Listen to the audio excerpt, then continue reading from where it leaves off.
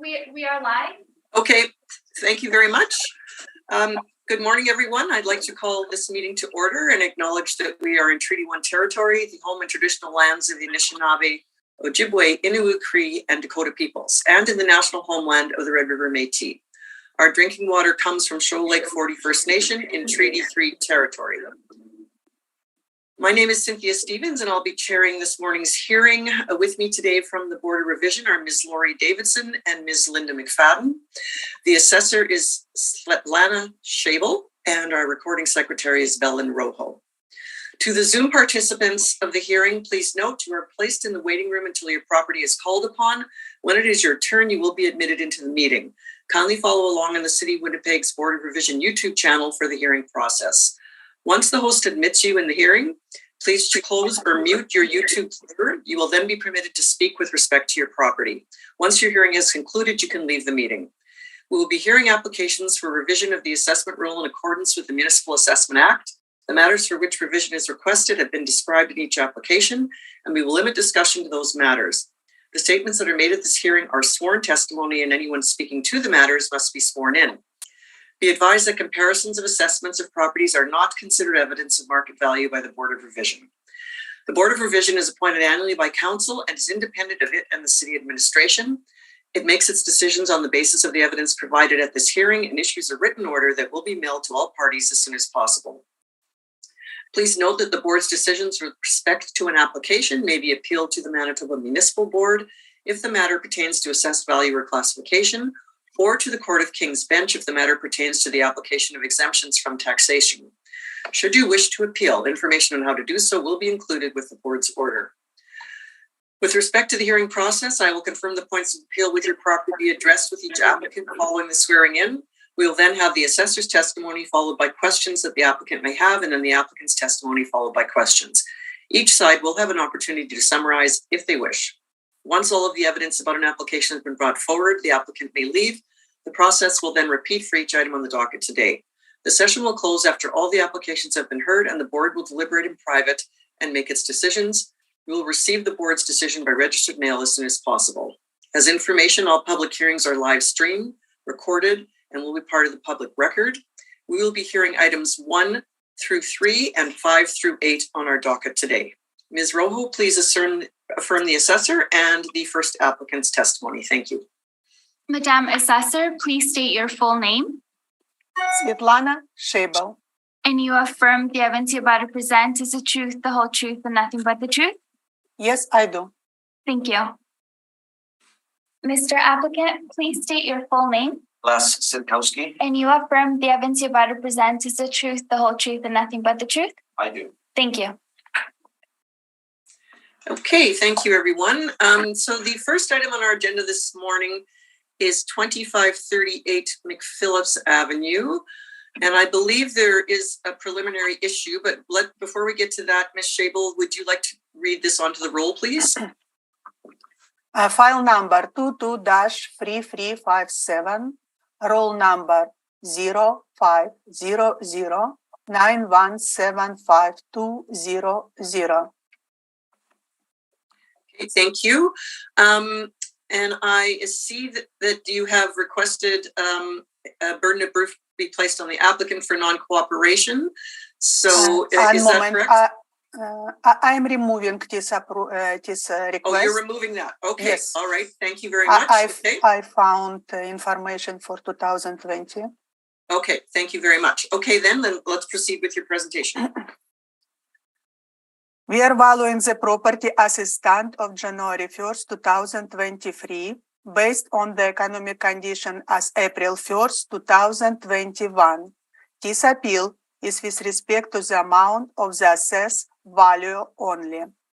Based on the evidence in the report, it is assessor's opinion that the market value of subject property as of April 1st, 2021, $3,993,000, and that the 2023 assessed value should be confirmed. The subject property in medical building built in 2021, situated on a site land of 35,799 square feet. Gross floor area of subject property around 20,000 square feet. Leasable area 17,116 square feet. On page number 2, we can see subject property leases. Leases started for 101 units in September 21, 102 units September 21, 103 units in September 21, 104 units January 21 for 5 years at rent $24 per square foot. Units 105 lease started in January 2021, and we have 3 vacant units. Leasable area reported to us 18,000 square feet. We can see the subject property picture below. It's located northwest of the city. On next page, number 3, more subject photo, air photos. It's irregular shape of building. On page number 4, street view to floor building. On page number 5, I have a building occupancy permit for FAME school studio. It started in March 11, 2021. So business already in. On page number 6, we can see 10 of my lease comparables. More information about my comparables on page. Let's go to check my 19. You can see photo of my lease comparables. First comparables, 1439 Henderson Highway, lease started in 2020 for 10 years at $28 per square foot. On page number 20, 817 Ellis Avenue, lease started in 2020 for $19.20. On page 21, another lease on 1295 Layla Avenue. You can see it's 2-floor building. Lease started in 2018 for around 5,000 square feet for $22.50. On page number 22, 3393 Portridge Avenue, lease started in April 21 for $28 per square foot. On page 23, 2-floor building on 2110 Main Street, 2 leases started in 2018, 2020 for $27.60 and $21.41. Another lease on 395 Stafford, 2-floor building for $25 per square foot. In my last comparables on page 25, 1721 Portridge Avenue, lease started in 2019 for $25, another lease for $26. Let's go to my summary page on page number 6. So my 10 comparables showed that mean or average $24.77, in media $25. On page number 7, our subject property market.com, it's medical office. We assess leasable area 17,116 square feet.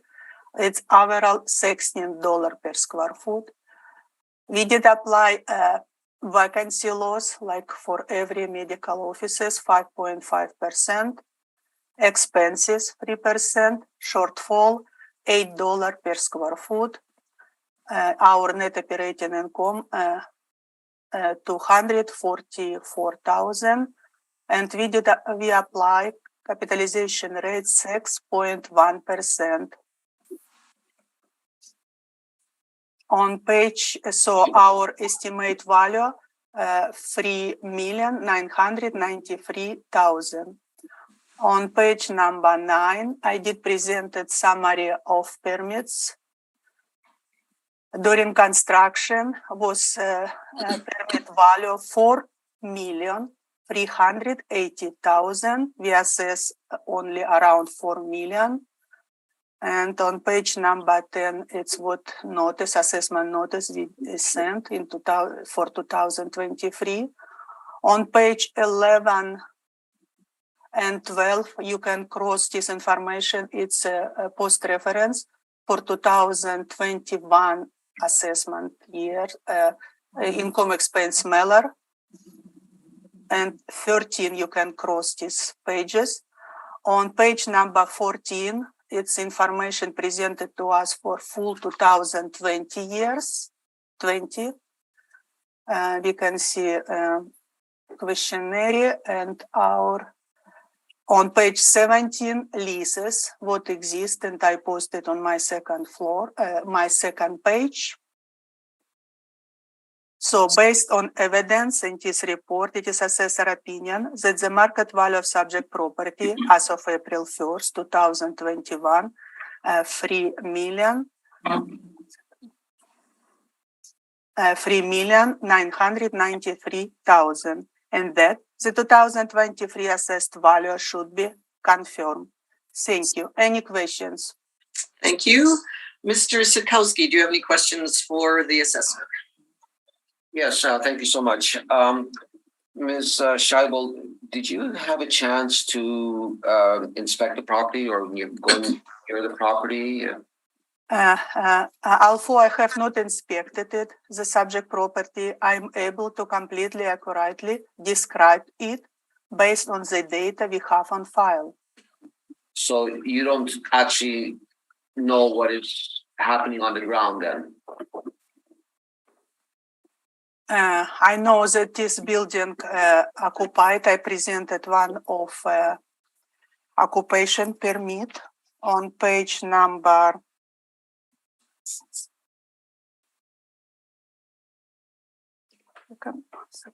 on page number 5, occupation permit, Fame School and Studio Inc., occupied in March 11, 2021. And thank you.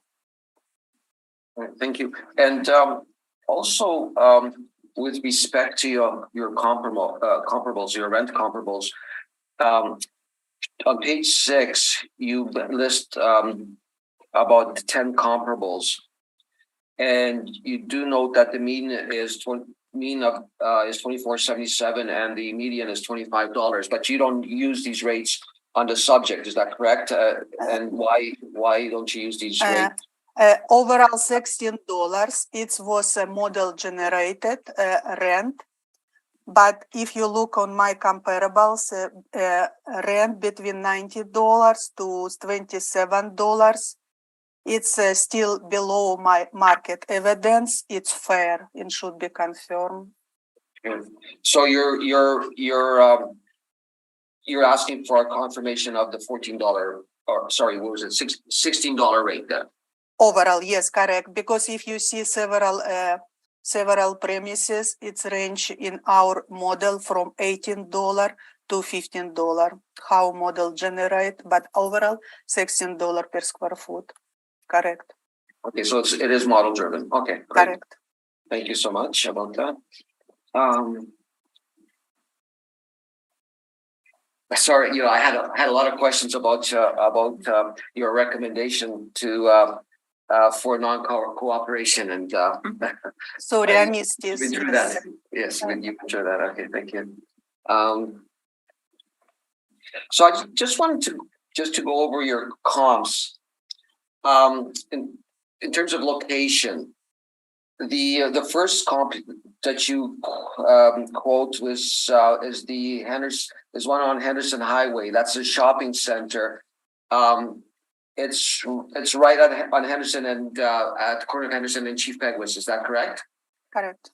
It's a shopping center, and there's direct access to this shopping center from Henderson Highway.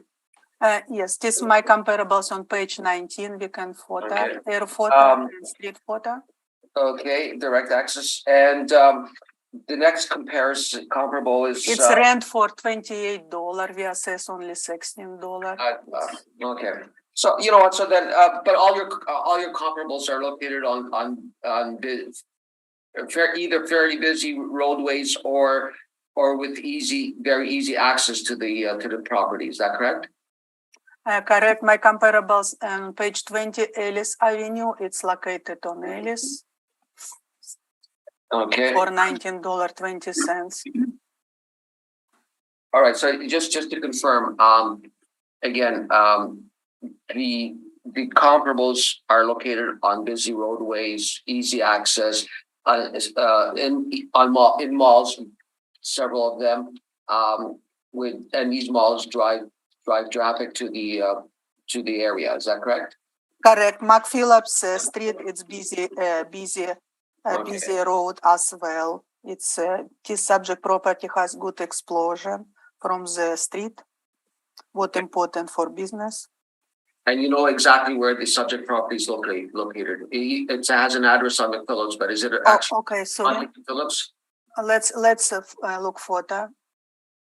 Well, I'm just based on. Okay, on page number 3, it's not facing direct on McPhillips. It's facing Court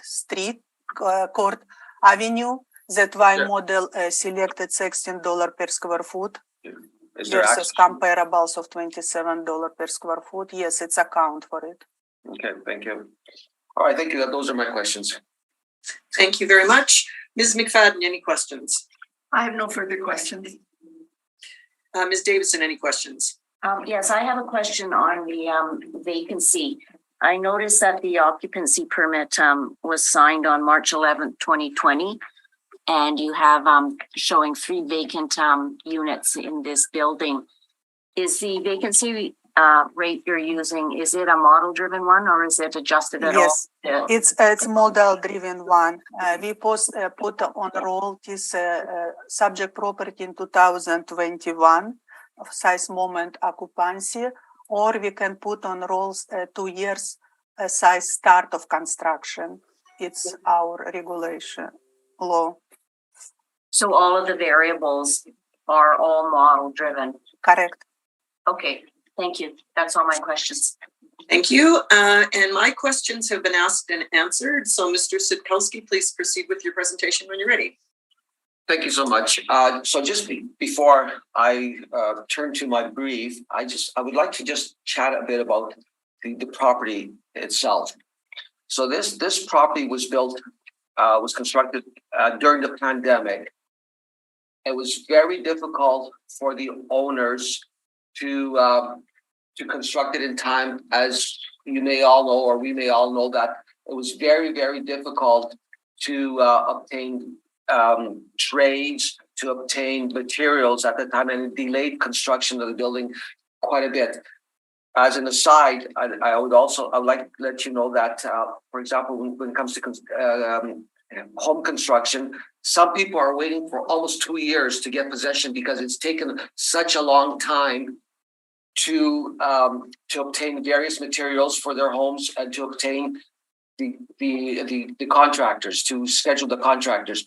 And in this particular case, what I'd like to say is that this building was built by several individuals who own the property and who will be using it as condos. Each individual is responsible for a particular unit and is renting out that particular unit. In one instance, there is a medical clinic in the unit. It is owned by the wife of one of the individuals who is part owner of that particular building, and that unit is on the main floor. Now, I asked Ms. Shable whether she inspected that building or had any idea what's going on with that building. I was at that building about 2.5 weeks ago, and I did notice many units. I noticed 4 units on the second floor vacant, and at least 1 unit on the main floor that was vacant that were still under construction. So the reason why I say talk about the vacancy issue again, it's because it's taken a long time for these people to construct the building, and they're still continuing to construct the building. Ms. Scheibel's brief indicates shows the INE documents, and in the documents the owners make reference to the fact that it's taking them a longer time to construct this building than usual. So just wanted to give you a bit of a brief chat about how it came about that this building was built. And so, as I said, it was built by a group of people who decided that they would own certain parts of the building, and that they would lease those parts that they own to outside individuals. Some of those units in the building are still under construction, and I'll refer to my brief when we talk about that. So that's the general outline of what was happening with this building. I'd like to now reference my brief. So if we turn to page 2 of my brief, what we're asking for, in essence, is we're accepting the rent. We're not arguing the rent per square foot, but we're asking for a much higher cap rate of 7.75%, and I'll get to the reason why we're asking for that higher cap rate in a moment or two. And so the main reason why we're asking for the cap rate is because it's taken so long for these buildings to be constructed, and it is, as I said, it is still under construction. But one of the main reasons is the location of the building. The building is not located on on close to McPhillips. It's not located close to a thoroughfare like some of the comparables that Ms. Scheibel showed us. It is located. I didn't measure the distance, but probably somewhere around 200 to 500 square feet. I don't know, maybe 250 feet from McPhillips. The only access to this building is through a pathway between Tim Hortons and Part Source. There's a pathway there, and I'll show you the pathway. Maybe if you turn to page 5, one of my pictures, the top picture, you'll notice that there's a pathway to the subject property. On the right-hand side is Tim Hortons, and you could see cars going through the drive-through at Tim Hortons. And on the other side, unfortunately, you can't see in my picture, but there's a Parts Source store. And so the only way you can access that is through that pathway. That pathway had existed in the past. It existed between the two properties, the Tim Hortons and the Parts Source. It had existed there, and I don't know if this is a fact or not, but I'm sure, I'm almost positive that the owners of the subject property had arranged some sort of agreement with those two owners, and so that they could have access to the building, which is located pretty far back from McPhillips. If you take a look at the map, Ms. on page 3 of Ms. Scheibel's presentation, you'll see the actual location of the building. The location building is marked by a red flag. McPhillips is denoted by the yellow lines.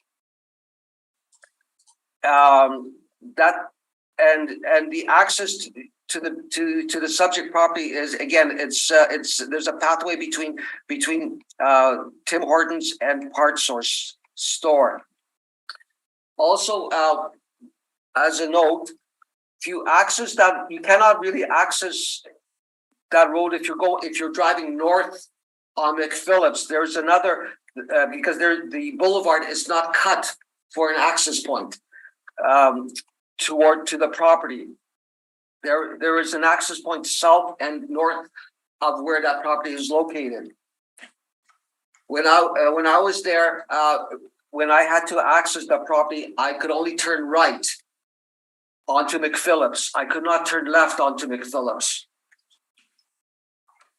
So the location of the property, doesn't compare to the location of most other medical properties, especially the one that Ms. Scheipel has shown in her brief. I don't know. If I was a property owner, I certainly would want to have my building built in that location, especially a medical building that needs to attract clients.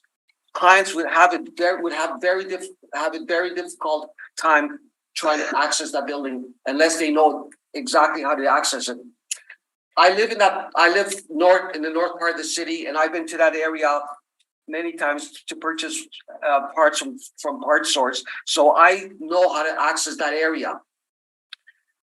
Unfortunately, when I visited, I didn't even know that building existed in the subject property that existed in that area. So I didn't even bother looking in until I went to inspect it. Anyways, I just went off on the sidetrack a bit, but I just want, again, referring to my picture on page 3 is again, it's a map of the subject property. And as I said, it's located quite a bit from McPhillips, and the only access is through a pathway between Tim Hortons and Part Source. The access that Ms. Scheibel was talking about from Court Avenue, that's Court Avenue. That there's another building there. It's a private. There's a clinic there, and that would be private access. There is a roadway, and I walked along that roadway or a pathway, but it's private. It's owned by the building owners, and it is another medical clinic that fronts onto Court Street. If you take also a closer look at my map on page 3, you'll notice that there are two access onto towards Tim Hortons and towards Part Source, but these access sites are north and south of the actual pathway that leads directly to the building. And from these access points, you'll notice on the north access point, there is a cut in the median on McPhillips, so one can turn left and one can turn right. The south access point, right in front of Part Source, one can only turn right. There is no access. One cannot turn left onto McPhillips. And there's also an access point in the center now, and you could only turn right onto McPhillips. You can't turn left onto McPhillips. On page 4,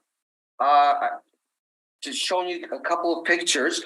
At the top picture is a side view of the subject property. The building in white with the blue stripe in the center. That is the subject building.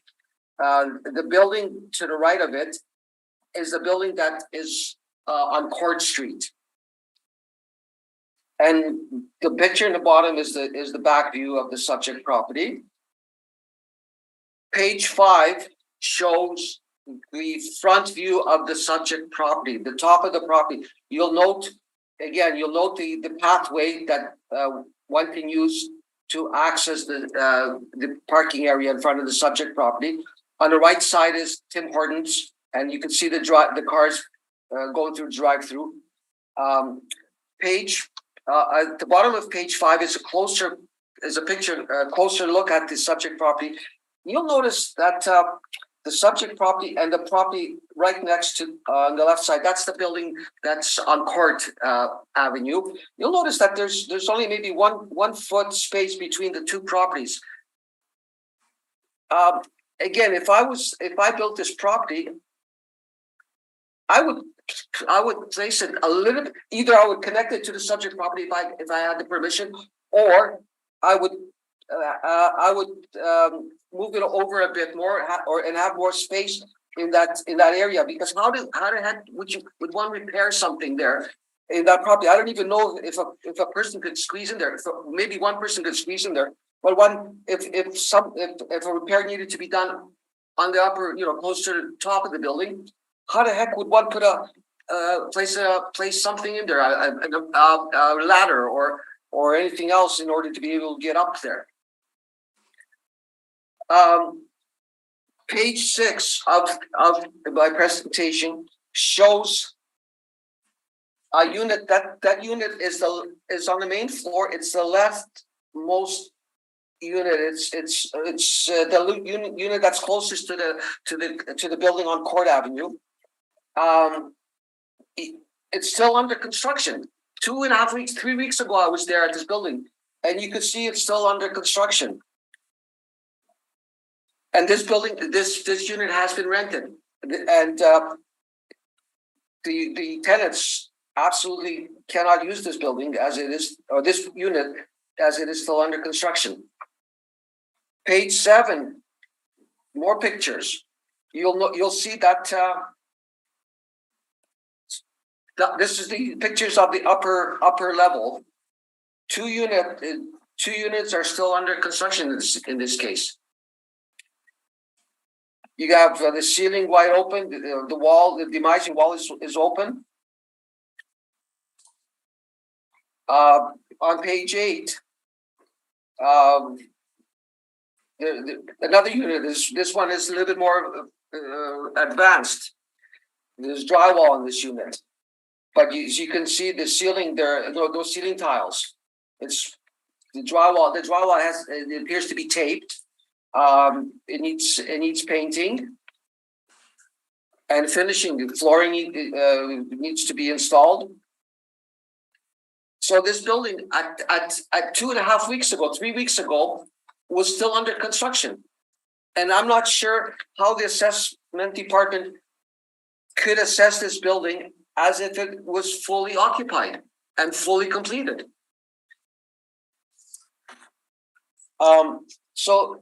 And that is the main reason why we're asked. That is the main reason that we're asking for an assessment of less than 2 million. We're asking, based on the parameters that we include on page 2, we're asking for an assessment of $1,996,000. And mainly by increasing the cap rate to 7.75%, and that the cap rate information is supported by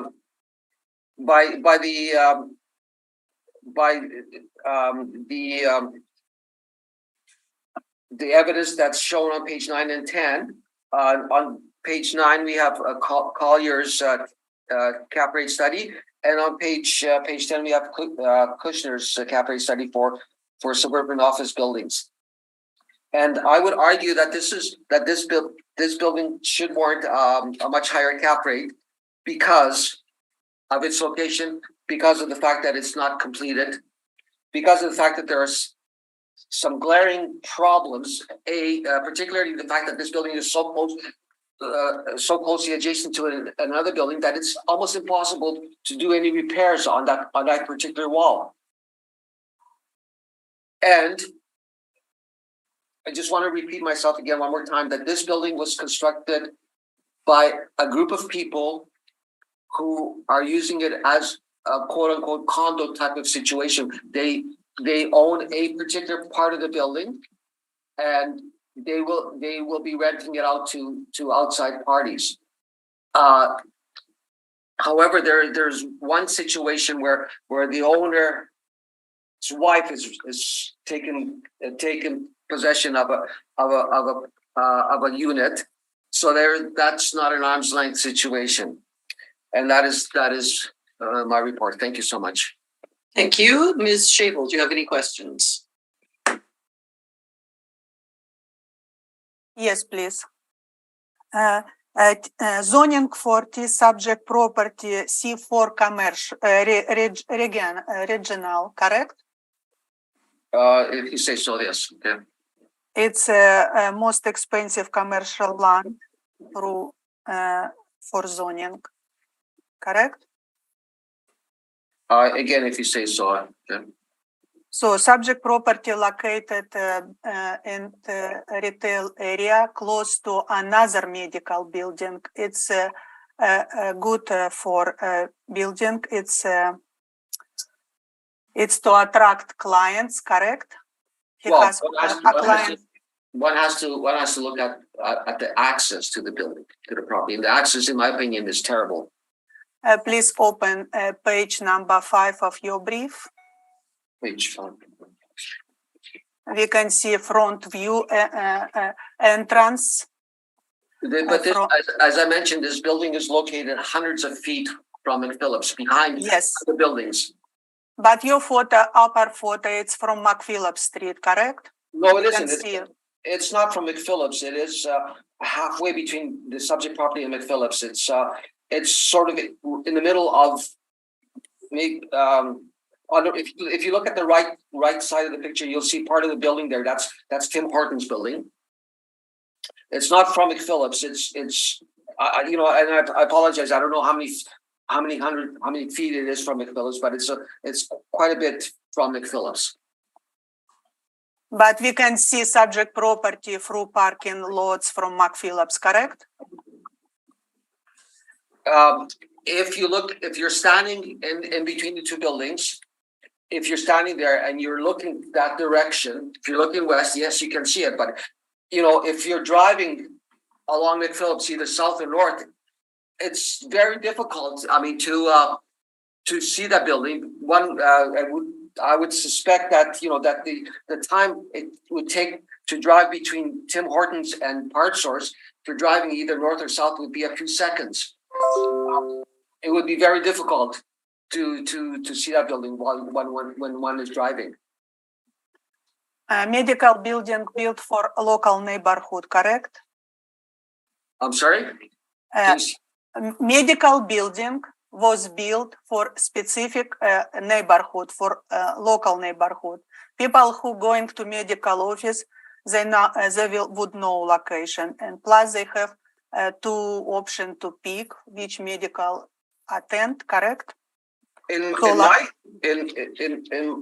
my view, I think they made a tremendous error. Let's look on page 11 of your brief. It's Colliers. They showed that capitalization rate between 6 to 6.75, correct? I'm sorry, can you repeat that, please? On page 11 of your brief, yes, you have suburban office capitalization rate range from 6% to 6.75%, correct? On page 11? You mean page 9? 11 of your brief.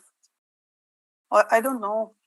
It's 8. 1 second, maybe it's the bottom. 9. Sorry, 9. Yes, that's one. One author's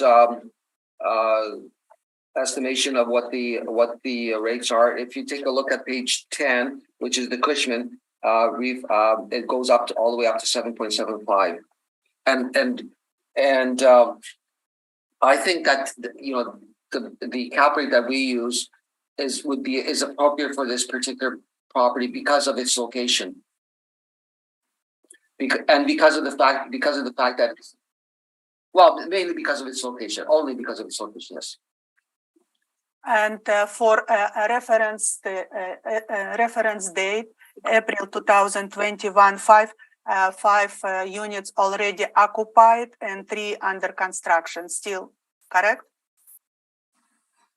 Well, one of the units was occupied by the wife of one of the owners.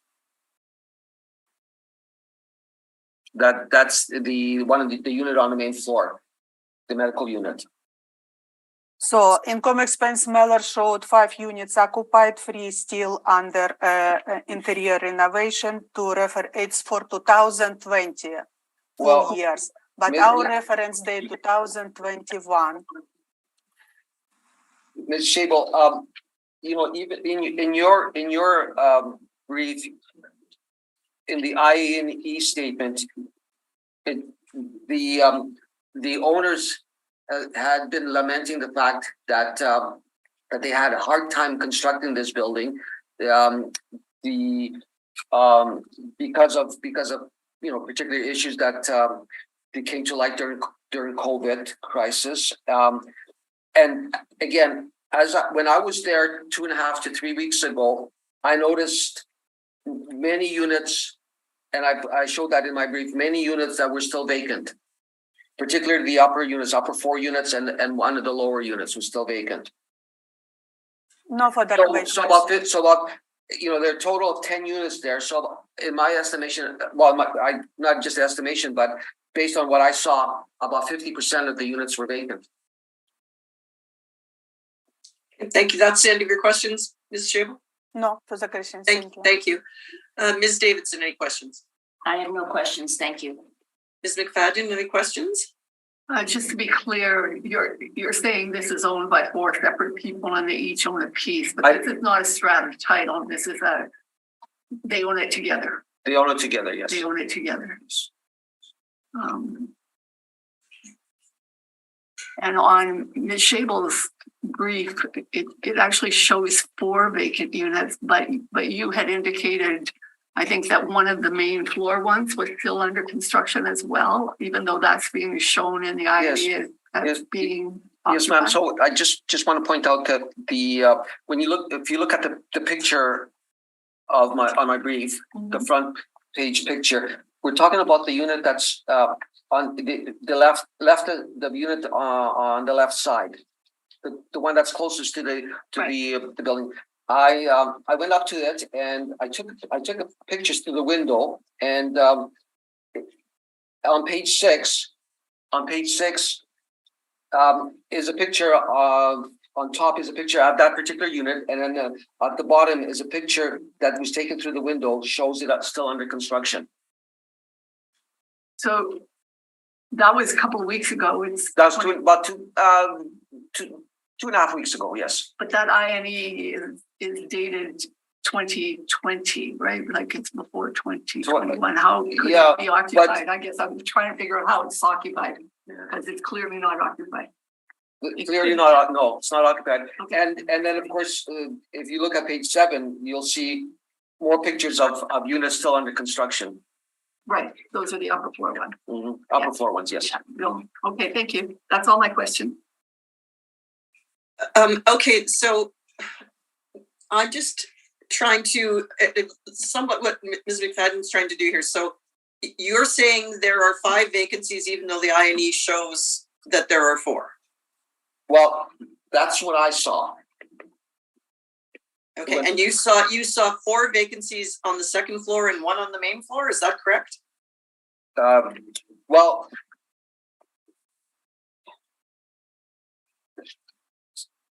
sorry, are we? No, if I said 5, then I misspoke. I meant to say 4. Okay, well, you did say 5 at one point. Did I say? Yeah, so you said 4 or 5. Yeah. There are 3 units on the upper floor that were unoccupied. We're still under construction, and that 1 unit on the main floor that was unoccupied and still under construction.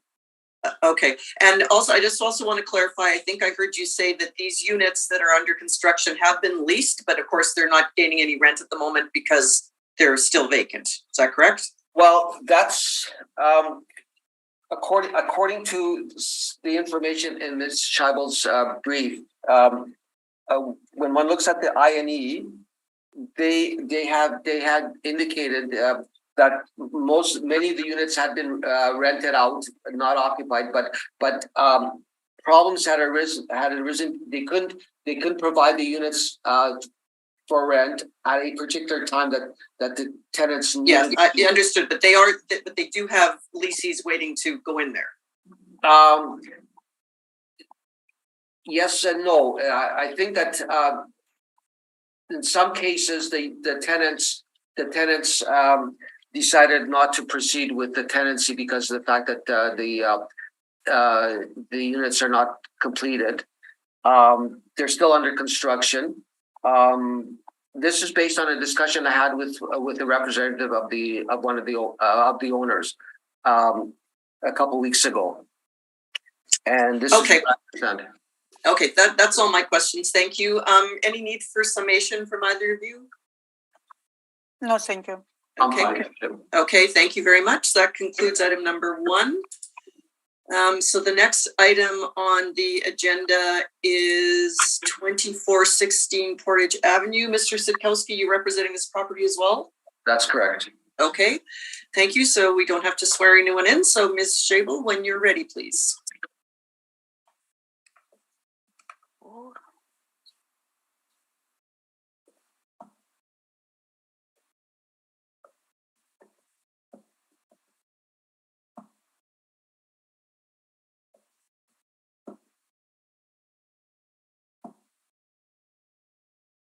File number 22-481, roll number 0707534-200. Location is 2416 Portage Avenue. We are valuing the property as it stands of January 1st, 2023, based on the economic condition of April 1st, 2021. This appeal is with respect to the amount of the assessed value only. Based on the evidence in this report, it is assessor opinion that the market value of subject property as of April 1st, 2021, $727,000, and that the 2023 assessed value should be confirmed. The subject property is medical building located on land area is 8,909 square feet, built in 1959. On page number 2, subject property leases provided to us. Units 101 occupied since 2008. It's owner occupied around 2,300 square feet. 2002. 102 units occupied in 2008 by pharmacy, and they pay rent $49.98. Second floor, 200 units occupied since 2008, month-to-month rent, they pay $10 per square foot. The subject property picture follow-up, it's located on northwest of the city. More photo of page number 3 and 4. It's a regular shape of a land. More photo on page 4 and 5. 5, we can see street view. We did assess 3,867 square feet. It's $14.78. Let's look on my comparables on page number 6 on the bottom. It's same 10 comparables with mean of $24.77 and media of $25 per square foot. We already looked at these comparables in my previous brief. So we assess model-driven rent, $14.78 less as my set of comparables. It's reasonable. Vacancy loss for this property 6%, expenses 3%, shortfall $8 per square foot. Our overall capitalization rates 6.9%. So our estimated value of $727,000. Let's look on page number 8. subject property, this property built in 1959. So I just check vacant land value. So it is around 9,000 square feet will be assessed at $81.60. Let's look on my land sale comparables. 6 land sale comparables showed the mean $97.48 and media $88.21. And we assess just specific land $82 per square foot. It's fair. We saw already my medical office comparables. Like look on land, page 21, land sale comparables.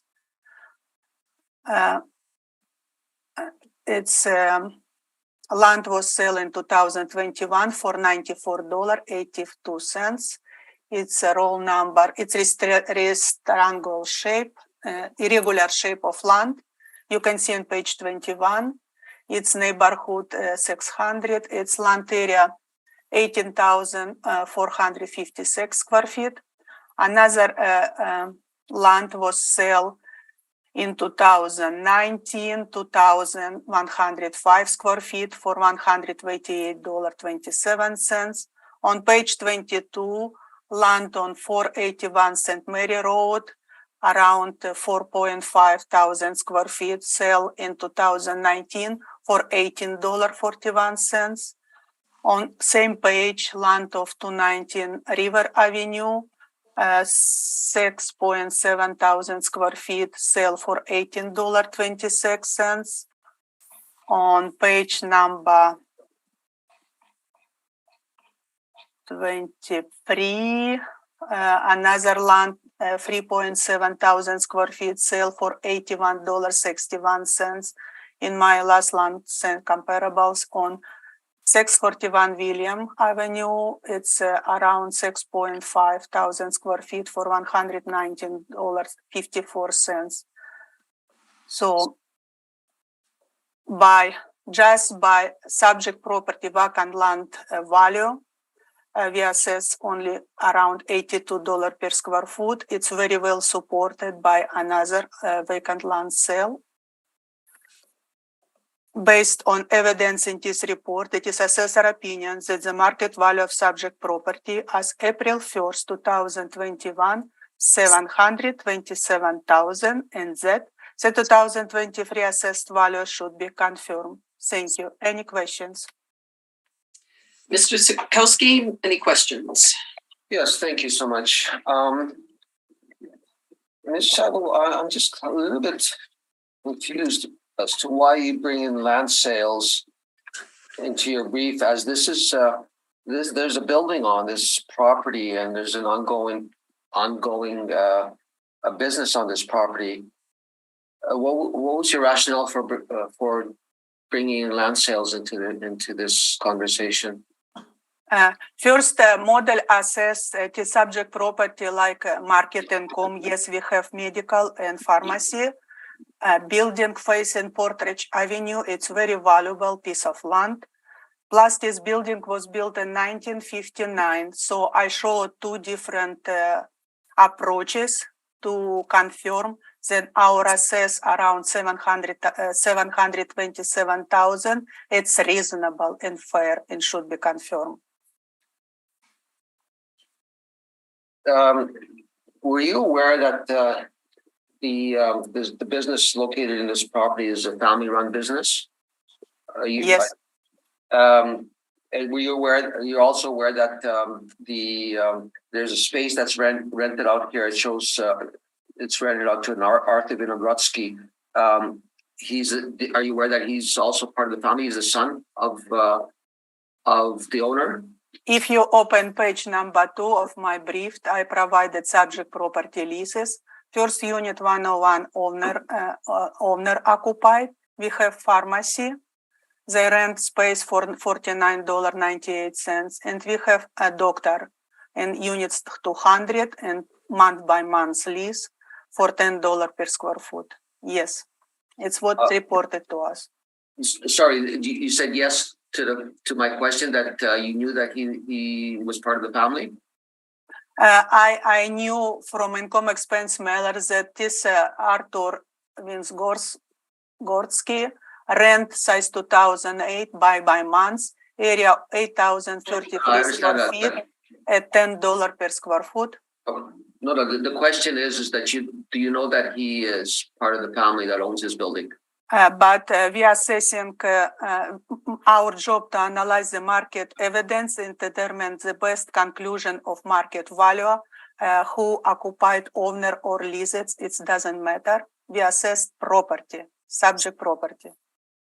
You still haven't answered my question, Ms. Scheibel. Are you? It's not your question. Not relevant for assessment. Well, you know what? Can you just say yes or no to the question? No. Please? Thank you. So the only arm's length tendency here is to the Good Shepherd Pharmacy, in short. And they rent for $49.98, and we assessed only $14.78. More questions? And so you're using model rents, right? I mean, Correct. You're using model rents, okay.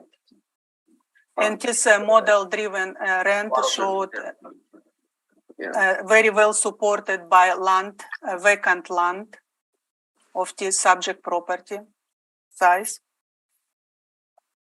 And on page 7 of your brief, you use a cap rate of 6.9%. Can you please advise why you're using, or how did you arrive at that figure? It's a model-driven cap rate. Please open page 25 of my brief. City cap rate 20 to 80 percentile for suburban B office, from 5.6% to 6.9%.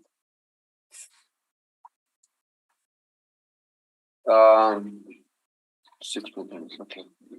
So you're going to the high 80th percentile because why? Because it's moderate living, but it's inside our range. It's a age of building, location. It's a lot of factors, because if you look on paragraph 2 of same page, for the 2023 general assessment, capitalization rate were divided from model generated estimates of net operating income in sale prices, the very time adjustment to April 1st, 2021. So our model analyzed all sale across city. The assessed value produced by the application of TOO's model generate capitalization rate were compared to sale price. The assessment to sale price ratio were calculated. The resulting ratio statistics for the assessment taxation department income producing models satisfied the standards specified and set forth in the standard of ratio studies approved April 2013, published by the International Association of Assessing Officers. So model drive at 6.9%, that inside our range. It's from 20 to 80 percentile, 60% of properties inside this capitalization rate, driven by model. Those are my questions. Thank you. Thank you, Ms. McFadden. Any questions? I have no further questions. Ms. Davidson, do you have any questions? I have no questions either. Thank you. And I do not either. So thank you. So Mr. Sikowski, please proceed with your presentation. Thank you. So again, I'd like to refer to my presentation, and page 2 is a picture of the subject property. If one takes a look at the property, it does look pretty aged. Most of the medical clinics or if not all of the medical clinics that were presented or provided to us by Ms. Scheibel show buildings that are much newer, much more typical for a medical type of building. This particular building, as one can see, it started off with an older home, There must have been an addition built sometime. But that addition resembles the type of construction that the older home is showing us. And this particular building is over 60 years old. Page 3 of my presentation, you'll see a 15-1 agreement that was agreed to for 2020, and in that particular year, the assessor at that time and I had reached an agreement to reduce the assessment from $743,000 to $617,000. And you could see it was dated December 23 of 2019. Our only argument, because of the age of the building, is with respect to the capitalization rate. Not arguing the rent. And we're asking that the board consider a cap rate of 7.75% because of the age of the building. This building, as I mentioned earlier, it's over 60 years old, and the family that runs this particular building, the wife is a doctor, the son is a doctor, and the husband administers or runs the property. He's the manager. So it's a family-run business in short. Yes, indeed, there is a pharmacy in the building, and that particular arrangement is an arm's length arrangement only. The medical clinic and the space rent out to Arthur Vinogrodsky is not arm's length. And as I said, we're not arguing the lease rate. We're only asking for an increase in the cap rate to 7.75%. And we're asking for a value of $647,000. And you'll note that the 2020 assessment was reduced by a 15-1 from 743 to 617. Thank you. That is my presentation. Thank you. Ms. Shable, do you have any questions? Thank you. You would agree that this old building built in 1959, located facing Portridge Avenue and situated on a valuable piece of land, correct? I'm not. I don't know. All I'm concerned about is the existing structure. And that there's a viable business. The wife runs the medical clinic. She and the son rents a space there for his medical practice. So, excuse me. At this point, there appears to be a viable business there, and I'm not sure if that is germane to the issue. The fact that there's valuable. It's sitting on valuable land. No further questions. Thank you. Ms. Davidson, any questions? I have no questions. Thank you. Ms. McFadden, any questions? I have no further question. And I do not either. So any need for a summation from either of you? No, thank you. Okay, thank you. That concludes this item. Thank you very much. The next item on the docket is 1686 Pembina Highway. Our applicants are attending by Zoom. I'm admitting them into the meeting now. Okay, thank you.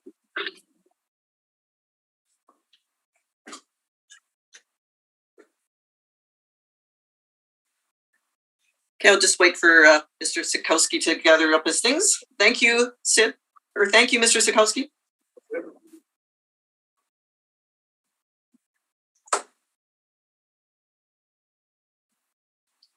Okay, so our applicants have joined us via Zoom. So I'm still not out of the room. Give me a second. Oh, well, that's okay if you're still there.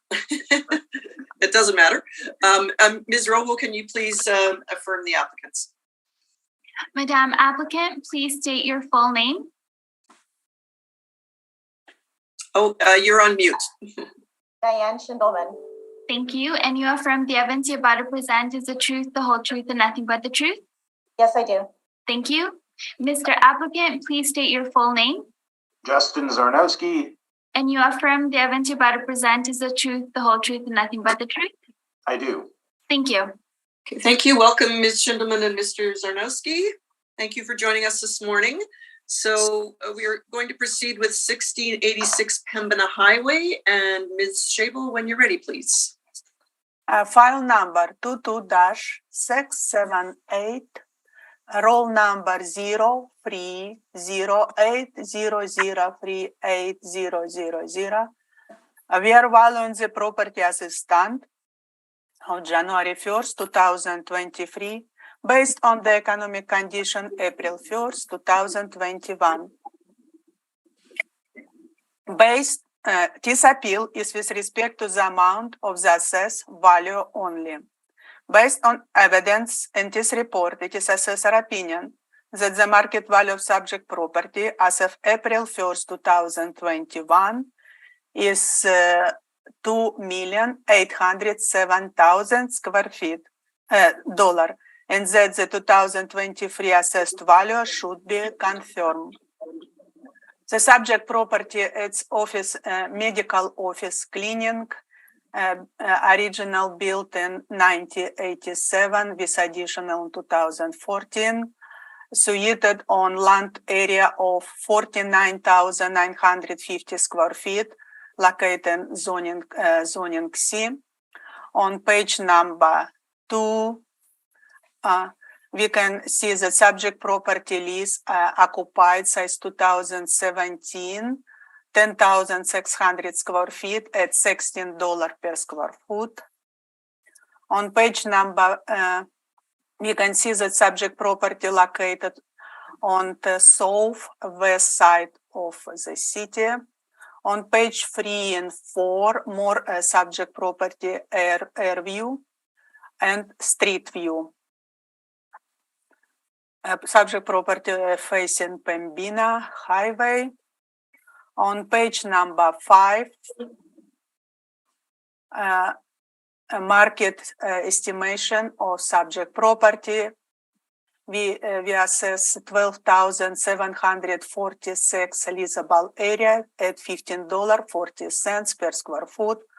On same page number 5, I have medical, dental rent comparables. Tenor of leases showed that mean of $24.77, in media $25 per square foot. Let's look on my comparables, page number 13. My comparables on 1439 Henderson Highway, 1,970 square feet, lease for $28 per square foot in December 2020. On page number 14, on 871 Ellis Avenue, lease and 2020 for 1,250 square feet at $19.20.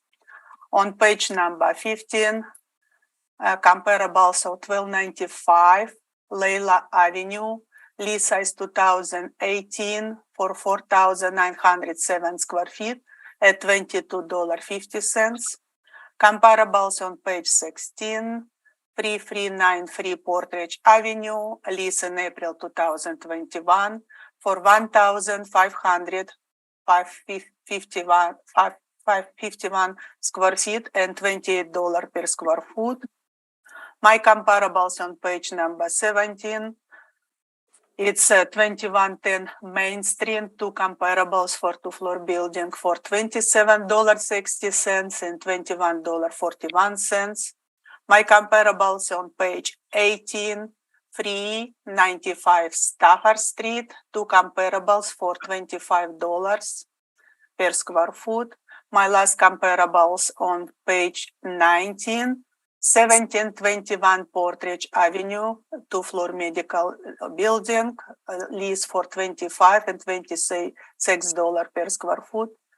Let's come back to my page 5 summary page. So our Henderson, Ellis, Layla, Portridge, Main, Stafford, and Portridge showed median of $25 $5 per square foot. We did assess overall $15.40 per square foot for 12,746 square feet. We did apply vacancy loss on 6%, expenses 3%, shortfall for vacant space occupation $8 per square foot. Our capitalization rate 6.05%. So our estimate value 2,807,000 square feet of the subject property as of April 1st, 2021. Fair, and that the 2023 assessed value should be confirmed. Thank you. Any questions? Thank you. Ms. Schindelman, Mr. Zarnowski, any questions? Yes, I have some questions. Thank you. On your page 5, at the very top where you have the leasable area 10,616 and the second one of 2,130 square feet. Are you aware that the landlord does not get any rent on the 2,130 square feet? If you look on page number 2 of my brief, the subject property lease 10,700 square feet for $16 per square foot. If you divide our potential rent 192,991 for 10,600 square feet. Let's look how much it will be. 192,991 divided by 10,600, $18.20 per square foot. It will be $18.20 per square foot, but look on my comparables, media $25, and if you look at all rent between $90.20 to $28 per square foot, it's inside this range, it's fair. And So you're saying that we're getting well below, like dollars a foot below market on this lease from 2017? According to our record, gross floor area 13,000 square feet. We assess 12,746 square feet. Lease show 10,600 square feet. If you apply short lease for our potential rent will be $18.20 per square foot, and still inside my lease comparables, it's fair. But what I'm asking though is you're saying, right, that the $170,000 a year of rent we're getting is well below market. It's fair. Well, wait, say the rent we're getting is fair, or the rent that you're proposing is fair? 1 second. Let's check. We see that rent started in 2017. It was negotiated different market years. Our reference years 2021. So it is $16 per square foot. Should be, if I use like my evidence for market rent, I would be time adjusted for 2021 rent. So $18 what we assess, it's fair. So that $16 rent includes step-ups, right? In 2017, the rent wasn't $16 a square foot.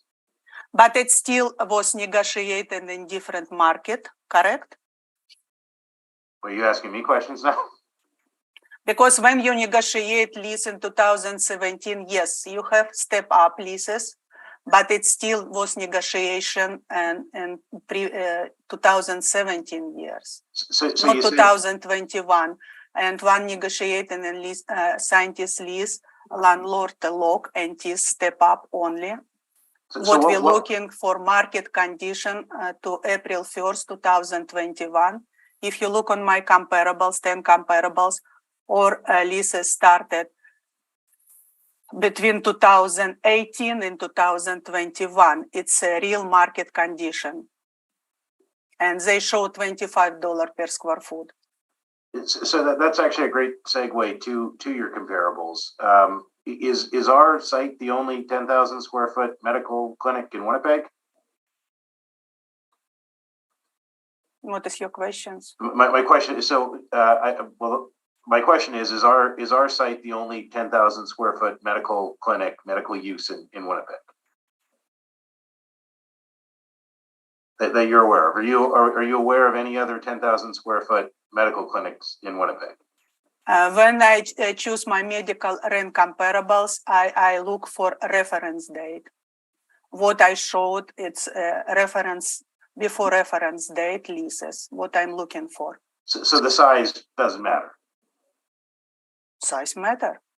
Okay, so it doesn't it seem strange then that the average square footage of your comparables is of 2,400 square feet, which is a quarter of the size of this premises? Let's look on my comparable number 9 and 10. It's around 5,000 square feet each lease, and they rent for $25.26. $26. And we assess only how much? $15.40. It's fair. So you're saying we should just ignore the other 8 because they're not comparable? They comparables. I just look. I have comparables number 3 on Leila Avenue, around 5,000 square feet. It's huge. It's still same half the size, though. $22.50. It seems strange to me that all of the comparables. You've got a 672 square foot building. Is it fair to say that you had access to comparables that were larger than this and chose these? What was available for me for reference years? Yes. When I filter all our comparables, it's what close to reference date. It's just showed market evidence for reference years, 2021 by April 1st. But the idea of a comparable is it's supposed to be similar to the property. You've got 672 square feet spaces, even spaces that, like, the biggest one is half the size. I struggle to see how those are comparable, but that's more argument than question. Yeah, if you look on my I was just going to say, what's the question, please? Yeah. Number 9 and 10, and you put together, because it's 2 comparables by 5,000 square feet and same building. If it will be occupied by one owner, it will be 10,000. It's still at $25-26 per square foot. It was not one lease, though. It was 2 leases. Is that correct? Yes, it's 2 leases, but it's same building, same square footage on 2 different floors, on main floor and second floor. Yeah, but it's occupied different owner. Correct. And that building, is it also of relatively the same age and quality as the subject? I need to check. I didn't provide this information. Well, I mean, you got a picture of it on page 19. Does it look like a 40-year-old building?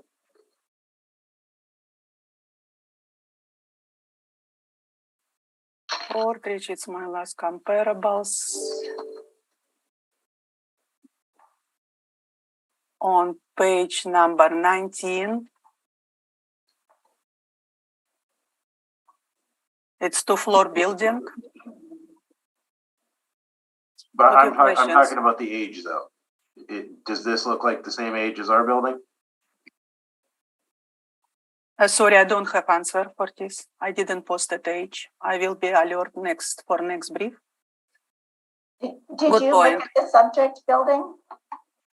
Subject building, yes. If you look on photos. So did you go inside the subject building? No, I haven't. Although I have not inspected it, the subject property, I am able to completely accurately describe it based on data we have on file. Are you aware that it is not a 2-floor building? It is a mezzanine. It does not have separate access. It is not a full floor. That's why we assess not 10,000, we assess 12,746 square feet, because 2,130 square feet, it's mezzanine area.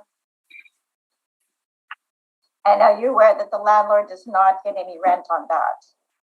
If you exclude mezzanine, it will be $18.20. It's still reasonable. It's still inside my comparables range.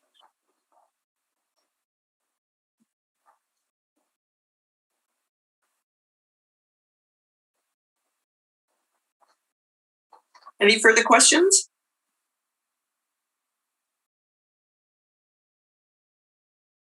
I don't have any further questions. I'm good as well.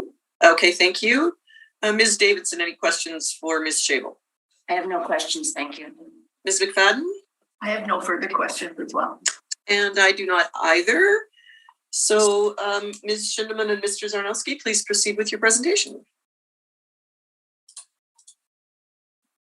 Thank you.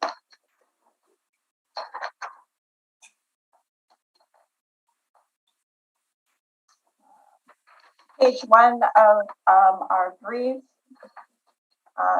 shows the 2020 assessment at $2,253,000 and the increase to 2023 at $2,807,000. That's a 25% increase.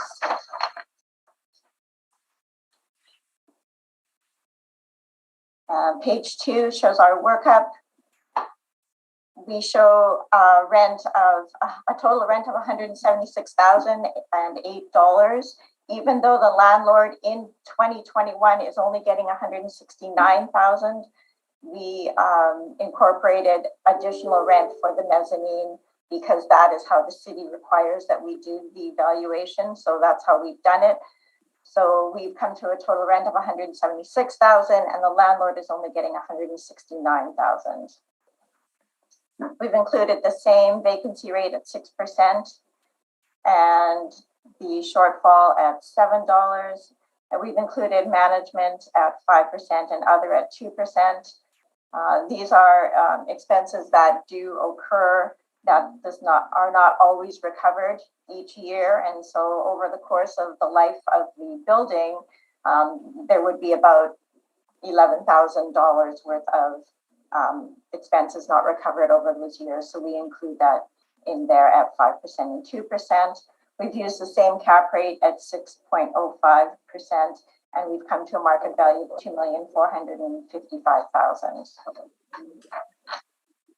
On page 3, we show the comparables for this size of building and on similar type streets.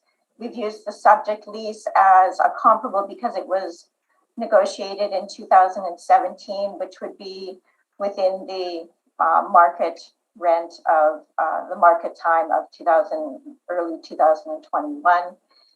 We had pandemic for a couple of years in there. So if 2017 really isn't that far off of 2021. The subject property lease was at $15 in 2017. 230 Osborne, 11,510 square feet. It's just down from this property. It's on the other one's on Pembina. This is on Osborne, just down the street a little bit on a busy corner. And it leases for $16 in 2020. 1371 McPhillips, another 9,785 square foot building, leased at $13.31 in 2018. And 1411 Henderson, 9,663 square feet, leased for $12.52 in 2019. These are similar buildings. Subject building was a warehouse. It was built as a warehouse in 1987. It's not necessarily a medical building. It's been a retail building. It's been a play place of some sort. That's what it is. It's a 10,000 square foot building, just like the comparables. We've had trouble leasing this all the way along, and certainly if we could have got Dollarama or Dollar Tree over the years, we would have been happy to have these leases. And the reality of the market is that there's a huge difference between spaces that are 10,000 square feet and 1,000 to 2,500 to 5,000. Finding tenants that are willing to take 10,000 feet is a challenge. That's why you see the comparables of dollar stores and things like that, because these types of spaces, what we call mid-box, have been a real challenge to fill lately. And so to say that, with sizes of a half or a quarter of this, they just aren't comparable. Like this type, you need to look at buildings that are 10,000 feet because they got to heat them, they got to fill them with doctors, they got to fill them with dentists. It's running an actual business, and so they need the rent to make more sense. Whereas if a dentist rents 2,500 feet, that's him or her and their team, right? So it's a very different market for 10,000 square foot medical uses than it is for 2,500. Even 5,000 feet, you're talking about still it's your practice and maybe a couple of partners. Whereas this is a business that's renting it. It's not the same. Right. The pool of leases available for, like Justin said, the half the size, 5,000 feet, is much larger than the pool of leases available for a 10,000 square foot building. Similarly, the subject is freestanding, and that's all that's there.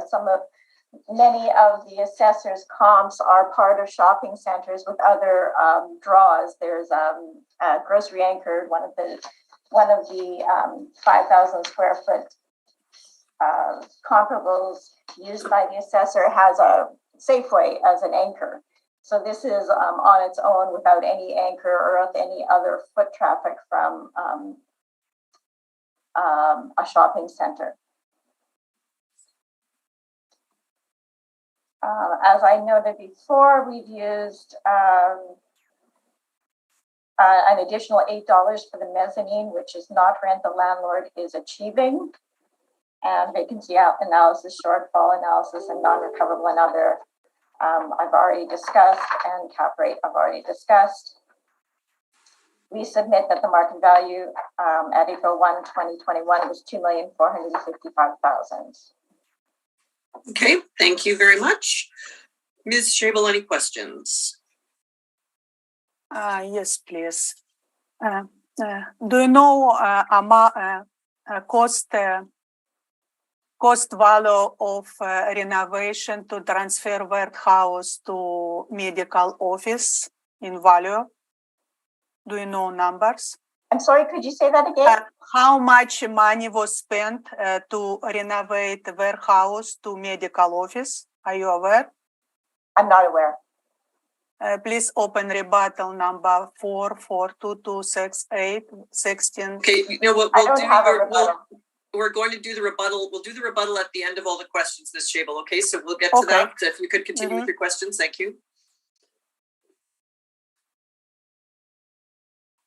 In this case, I don't have questions. No questions. No further questions? Okay, thank you. Ms. McFadden, any questions? I'm just having a little trouble understanding the workup that you provided for us on page 3. You appear to have done the entire workup on the whole space, but then you've added in a 230,000 number for the office mezzanine. I don't quite understand how that works. Oh, I'm sorry. All that is I've capped each floor, I guess, the mezzanine and the main floors separately and just shown them separately, but I've added them together to get to the total value. That's all that is. I haven't added an additional 230,000. That's just the other parameters capped at 6.05. Okay, thank you. Ms. Davidson, any questions?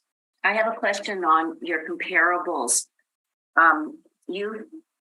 For your comparables, you're using the medical clinic, which is the subject property, and your comparables are retail, correct? That's correct. Yeah. So I'm just also looking at the cap chart, that outlines in the city's brief, outlines, the city of Winnipeg's cap rates, Colliers, CBRE, Cushman, Yep. Wakefield. Yep. And they have office and they have retail separate. So there's slightly different cap rates for an office versus a retail. So you're suggesting that the caps fall more, or this type of property is more comparable to a retail than an office? It is. I mean, retail, you're talking about customer centric, which this is. I mean, even though it's a medical you call it a medical office, it's a clinic, right? So in the same way that a hair salon serves their customers, this is a customer facing operation. There's a pharmacy that operates out of there that's certainly retail. Whereas office is people going to work and not really being customer facing. So to our view is this is a retail property, even though there's a medical use there. Then just one other question on that. The ones you've used like Dollarama and Dollar Tree, they're essentially warehouses, right? Like there's no office or breakup of offices within. So I'm just wondering, do you still see that as more retail versus office or? Well, I mean, Dollarama and Dollar Tree are certainly retail uses. And once the issue is, once you get to this size, medical clinics of 10,000 square feet don't really exist. So when we were looking for comparable space, that's who they're competing with, though, right? If you're marketing this space, you've got the people who are looking at 10,000 feet aren't saying, oh, somebody's paying $25 on 12 or 2,000 feet. They're saying 10,000 square foot spaces, rent in the low teens. That's the conversation you have at the front end on these. So the interior broken into offices, et cetera, versus an interior that's essentially a warehouse doesn't really come into play then in terms of the comp. No, and really, I mean, for us, if we got this back from the medical clinic, we would probably rather it be open because nothing's ever right once you've got, and so there's actually additional demolition costs. So Sure. Even though that there's money spent in demising walls, our history is they're always wrong. Okay, thank you very much. Thank you. Has there been any improvements to this property since the last assessment? No, I don't think so. Yeah. So the build up was all done Yes, prior to the 2017 lease? right, correct. Okay. Okay, I think that was all my questions. Now, Ms. Shable, you indicated you had some rebuttal. Correct. I have four rebuttal evidence. Okay, just 1 second. Let us just all get to there, please. And Ms. Rojo, is it in our? Yes, it's been distributed. Okay, hang on. Sorry, There's what? 4 files there, yeah. There Yeah. are 4 documents. They're listed under item 3 Oh, okay. and ANT rebuttal 1, 2, 3, 4.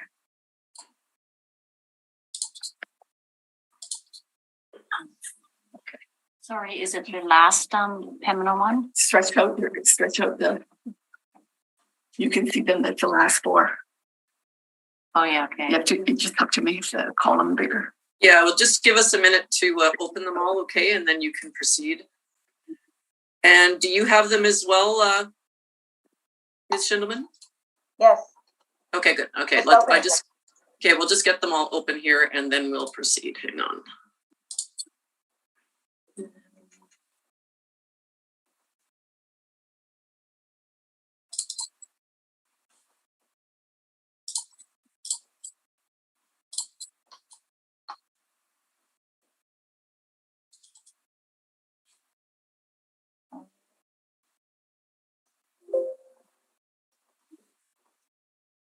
just have to turn them.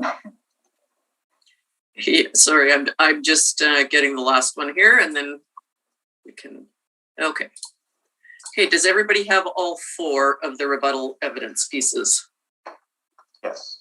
Okay, so Ms. Shable, as you're going through these, you're going to have to explain to us which document you're referring to here. Okay, thank you. Please proceed. Document number 1. They in order. If you see 22-678, 1686, Pembina number 1, and I separate 1, 2, 3, 4 to the end. So we will open page number, document number 1. Which is the assessment It's questionnaire? Yes, 230 Okay, thank you. Osborne. I just check 3 comparables. It's my 1, 2, 3 income expenses mailer provided to us. Yes, it's a neighborhood shopping center. It's Dollarama. I have questions to the representative. If interior design of quality finish space of Dollarama retail similar to medical office space? Yes or no? No. Well, okay, you're presenting your rebuttal right now, not And asking questions? questions. Okay. No. Just present your material, please. Thank you. So we in fact, it's a Dollarama and it's warehouse retail interior design or quality of finished space of retail much less that different with medical office finishing space. So retail space will be less for less than medical space, finish space. How we choose our comparables for interior space occupied by owner or by medical. So it's Dollarama, this rent for just retail warehouse. It should be upward adjustment for quality interior. My second comparables, second rebuttal for 1371 McPhillip Street. Yes, it's a Dollarama retail warehouse, same like to compare it to medical office. It's this rent for Dollarama trees should be upward adjustment to present medical space finish. My comparables my rebuttal number 3, it's 1411 Henderson. It's fourth comparables from agent. It's same Dollarama or warehouse, but it should be upward adjustment for medical quality of space. In my rebuttal number 4, to renovate previous warehouse in 2017 to make its a medical Charles Wood Medical Center. It was involved $2,150,000 declare construction value to transfer warehouse space to medical space. So our assessment of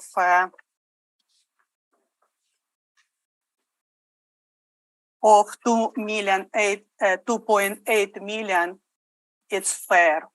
Just to transfer from warehouse to medical space, $2.15 million. No further information. Thank you. Okay, Ms. Schindelman, do you have any questions on the rebuttal?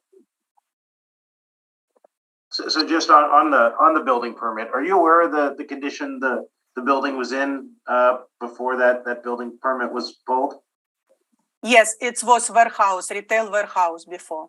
And it was in good condition, bad condition? That's why it was involved $2.15 million to bring this to current condition.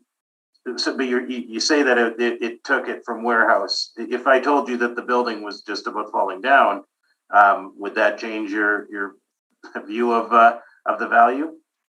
We assess property as a stand of January 1st, 2023. Just construction cost to bring this real condition, $2.15 million. And so I have another question. You said you're valuing this as if it's medical office, and there's an upward adjustment because it's not retail. If you're looking on free comparables presented by agent, it's a warehouse, Dollarama trees. It's different interior quality space, finished space compared to medical. So this comparable should be upward adjustment because we value space occupied. And so you valued this as if it's medical office. Correct. Okay, and so if I told you there was 4,000 square feet of retail here, would that change your valuation? It's medical building. So it doesn't matter what the use is? It's a Charles Wood Medical Clinic. Sorry? It's a Charles Wood Medical Clinic. No, this Charles Wood Medical Clinic is on Roblin. This is Bison South, I think is the brand name of this. Okay, 1 second. Sorry, are you looking at a different building? I look on permits for this building. Yeah, it's Bison Family Medical Clinic plus pharmacy here. Correct. Sorry. Okay, so there's 4,000 square feet of retail pharmacy. Medical building usually have pharmacy. And pharmacy is, of course, a retail use. But it's each medical building, from my knowledge, has pharmacy space. Okay. I don't have any other questions. Okay, no further questions. Okay, thank you. Ms. Davids, did you have any questions on the rebuttal evidence? I have no questions, thank you. Ms. McFadden, do you have any questions? I don't have any questions either. And I don't either. So any requirement for summation, Ms. Schabel? No, thank you. No, Ms. Schindelman? No, thank you. Okay, thank you very much. That concludes this item. Thank you for joining us. And I'm going to propose we take a brief recess, given it's almost 10:45.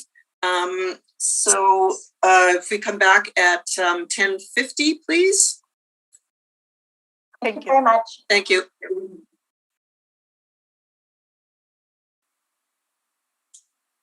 We are live. Thank you very much. We're going to call the meeting back to order. And we're going to proceed to the next item on the agenda, which is 220 Marion Street. And Ms. Rojo, could you please affirm the applicant? Thank you. Mr. Applicant, please state your full name. Ryan Oliveros. And you affirm the evidence you're about to present is the truth, the whole truth, and nothing but the truth? I do. Thank you. Welcome, Mr. Oliveros. Thank you for joining us this morning. Thank you. And Ms. Schabel, 220 Marion Street, when you're ready, please. File number 22-2720. Roll number 0607508300. We are valuing the subject property as a stand of January 1st, 2023, based on the economic condition of April 1st, 2021. This appeal is with respect to the amount of the assessed value only. Based on the evidence in this report, it is assessor opinion that the market value of subject property as of April 1st, 2021 is 444,000, and that the 2023 assessed value should be confirmed. The subject property is medical office built in 1988, suited of site area of 4,043 square feet and leasable area 1,596 square feet. It's owner occupied. On page number 2, we can see that it's located northeast side of Winnipeg. Page number 3, more photo of subject property or photos. It's 1-floor medical center, Marion Dental Center. We did assess on page number 4, 1,596 square feet at $16.70. My set of comparables on same page 4, 8 leases showed mean or average $18.77 and media $19.20. Let's look my comparables on page 11. 6016 Roblin rent lease in 2015 for 10 years for 3,200 square feet at $19.75. Another lease in 2017 for 1,850 square feet at $16 per square foot. It's one floor building on Roblin Street, facing Roblin Street. My another comparables on page 12, 260 St. Anne's Road. Lease was in 2016 for 4,399 square feet and $19 per square foot. It should be upward adjustment for time, but it's a one floor building similar to the subject properties. I still showed it. On page 13, another medical clinic on 159 Marion Street, lease in 2018 for 1,230 square feet at $20.91 per square foot. It's one floor building facing Marion Street. Another lease in 2013 for 10 years, around 3,600 square feet at $16.51. It should be upward adjustment for time adjustment for 8 years.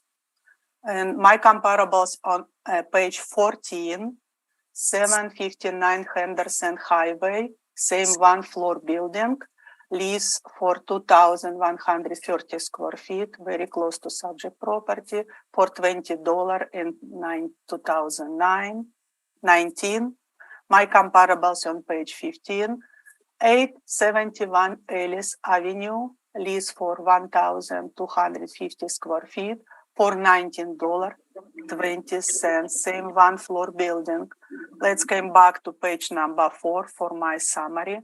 So my comparables on Roblin, St. Anne, Marion, Henderson, Ellis showed the mean or average $18.77 and median $19.20. Model generates $16.70 for 1,596 square feet. We did apply vacancy loss 5.5%, expenses 3%, shortfall for vacant space $8 per square foot. In our capitalization rate 5.35% give us estimate value of $444,000 on reference value of subject property of April 1st, 2021. In that, the 2023 assessed value should be confirmed. Thank you. Any questions? Thank you. Mr. Oliveris, do you have any questions? I do. Ms. Shable, flipping to your page 4 of your evidence here, your comparables 4 and 5, the rental rates per square foot for those are $20.91 and $16.51. Is that correct? Correct. Okay. Is it possible that those are gross leases? And our records showed it's net leases. Okay. I'm just curious because they don't typically, they're not looking at to the rounded numbers that we're used to seeing for net leases. Okay. If we flip to your page,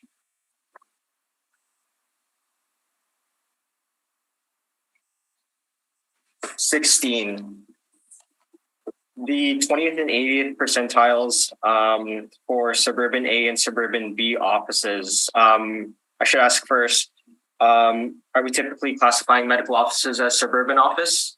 Correct. I'm sorry, was that a yes? Yes. Okay. So the 20th and 80th percentiles here for suburban offices that you label for suburban A and suburban B is 5.6 to 6.9%? Yes, for 60% of property of the city. Okay. But the brokers seem to be indicating cap rates from a low of 6% to a high of 7.75%. Would you agree to that? Correct. Okay. And the cap rate that you've applied to the subject property here of 5.35%, that's lower than any of the cap rates reported by the brokers. Correct. Because we try to estimate market value of very small subject property, only 1,500 square feet. It's model driven. And if you look on page 16, second paragraph, it shows that our for 2023 general assessment, capitalization rate were derived from model generated estimates of net operating income and sale price that were time adjusted to April 1st, 2021. The assessed value produced by application of TUS model generated capitalization rate were compared to sale price and assessment to sale price ratio were calculated. The result ratio statistics for assessment taxation department income producing model satisfy the standard specifying set forth in the standard of ratio studies approved in April 2013, published by the International Association of the Assessing Officers. So our model peak 5.35% by analyzing all existing sale in the city prior to reference date. Thank you. Okay. I think you mentioned there, though, that the cap rate is a function of the size of the property. Is that correct? I mentioned I see that on page 16 in our city of Winnipeg, 20 and 18 percentile, low is 5.6%. We did 5.35%. Because this percentile only 60% of properties, but our model analyze all sales. It will be another 40%. It's a little bit outliers, but it's still fair. It's approved by the International Association of Assessing Officers by the standard on ratio studies. But my question was, did you state that the cap rate is a function of size? It's a size, location, age, everything. But wouldn't you agree with me that the cap rate is actually influenced by the risk associated with the subject property, the investors' expectations for appreciation, and the required returns on investment vehicles? So in fact, size does not influence the cap rate. But to sell, when this property would be put on the sale, it's a low size of building. It will be more purchases market. More people can afford to buy this property. That's why capitalization rate go much lower, 5.35%. It's more pool of purchasers who can afford this property. That's why it's going low side. Okay, so it's a more affordable property, is what you're saying? Correct. Yeah. Okay. Those are all my questions. Thank you. And Thank you. Usually sell for higher. Okay, thank you. Ms. McFadden, any questions for Ms. Shable? I have no further question. Ms. Davidson, any questions? I have no questions either. Thank you. And I do not either. So Mr. Oliveras, please proceed with your presentation when you're ready. Thank you, Madam Chair. So the subject property at 220 Marion Street, roll number 060750-83000. The file number is 22-2720. So if you flip to page 2 of my evidence here, we're asking the board to reduce the assessed value for the subject property from $444,000 to $270,000. Going on to page 7 of my evidence, I've provided an aerial photo of the subject property. You can see here that it is labeled by the red location marker, and a photo of the front of the subject property on that same page. This is as of May of 2021. I've provided a further aerial photo on page 7. Going on to page 8 of my evidence here. So the subject property, it is located on the north side. It is located on the south side of Marion Street between Kenny Street to the west and Traverse Avenue to the east in the Norwood East neighborhood of the city of Winnipeg. The subject is improved with a one-story medical office building constructed in 1988 and has a gross floor and leasable area of 1,596 square feet. The subject is rectangular in shape and the site size is 4,043 square feet, and it is zoned C2 with a 2.53 land to building ratio, and there is limited parking on the site with some parking located at the rear of the building.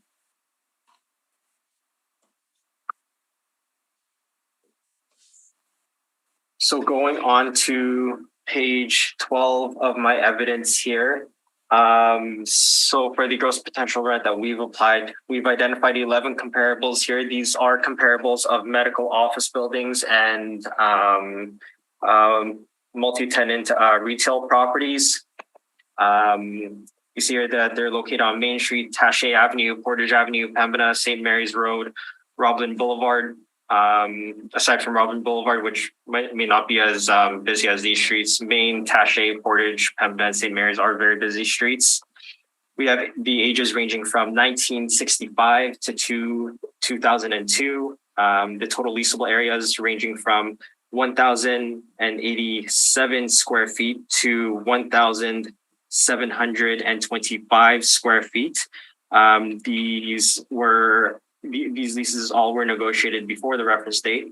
The net rents for these properties range from $9 per square foot to $15.50 a square foot. So we do find these comparables, which I've provided photos on my brief from pages 17 to 19 for your review. We do find these comparables superior to the subject property. They are medical office buildings or, again, multi-tenant retail buildings. So these would command a higher rent in our opinion. But regardless, we've applied a rent here for the subject property of $14 per square foot. This has resulted in a gross potential rent of $22,344. The vacancy allowance, we don't contest that. We've applied 5.5% as well. For the shortfall rate, $8 per square foot. Non-recovered expenses, we continue to believe that the 5% allowance for non-recoverable expenses be applied here and 2% for structural reserves. For the cap rate, based on our cap rate study, which I'm sure you've all heard a few times now, so I won't go through that in great detail. We've applied a cap rate of 7% to the subject property. And this has resulted in our final value of $270,000 rounded. And I've also provided an alternative calculation too. In here on page 31 of my brief. So if this board does decide to not apply or reduce the non-recoverable expense allowance, then by necessity, we do feel that the capitalization rate should be increased by 25 basis points. So you can see here that the difference isn't large though. The resulting value after increasing the cap rate and decreasing the non-recoverable expense is $273,000. So we request the board to reduce the value of the subject property within that range of $270,000 to $273,000. And that concludes my presentation.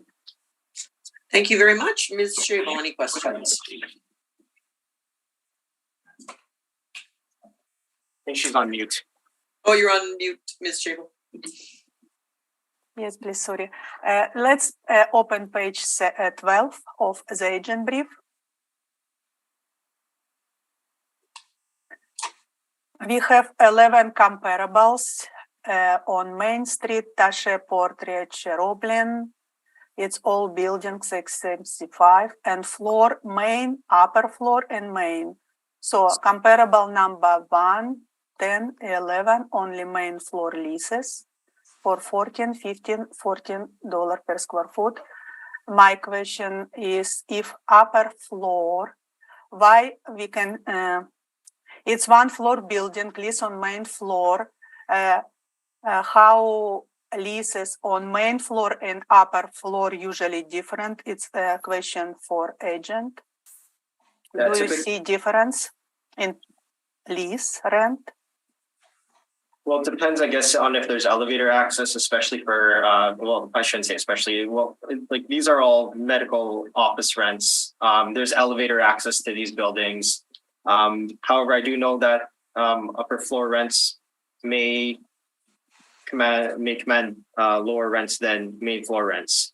So if you will be exclude 2 through 9 and use only 1, 10, 11 for $14, $15, $14 per square foot, your media will going up, correct?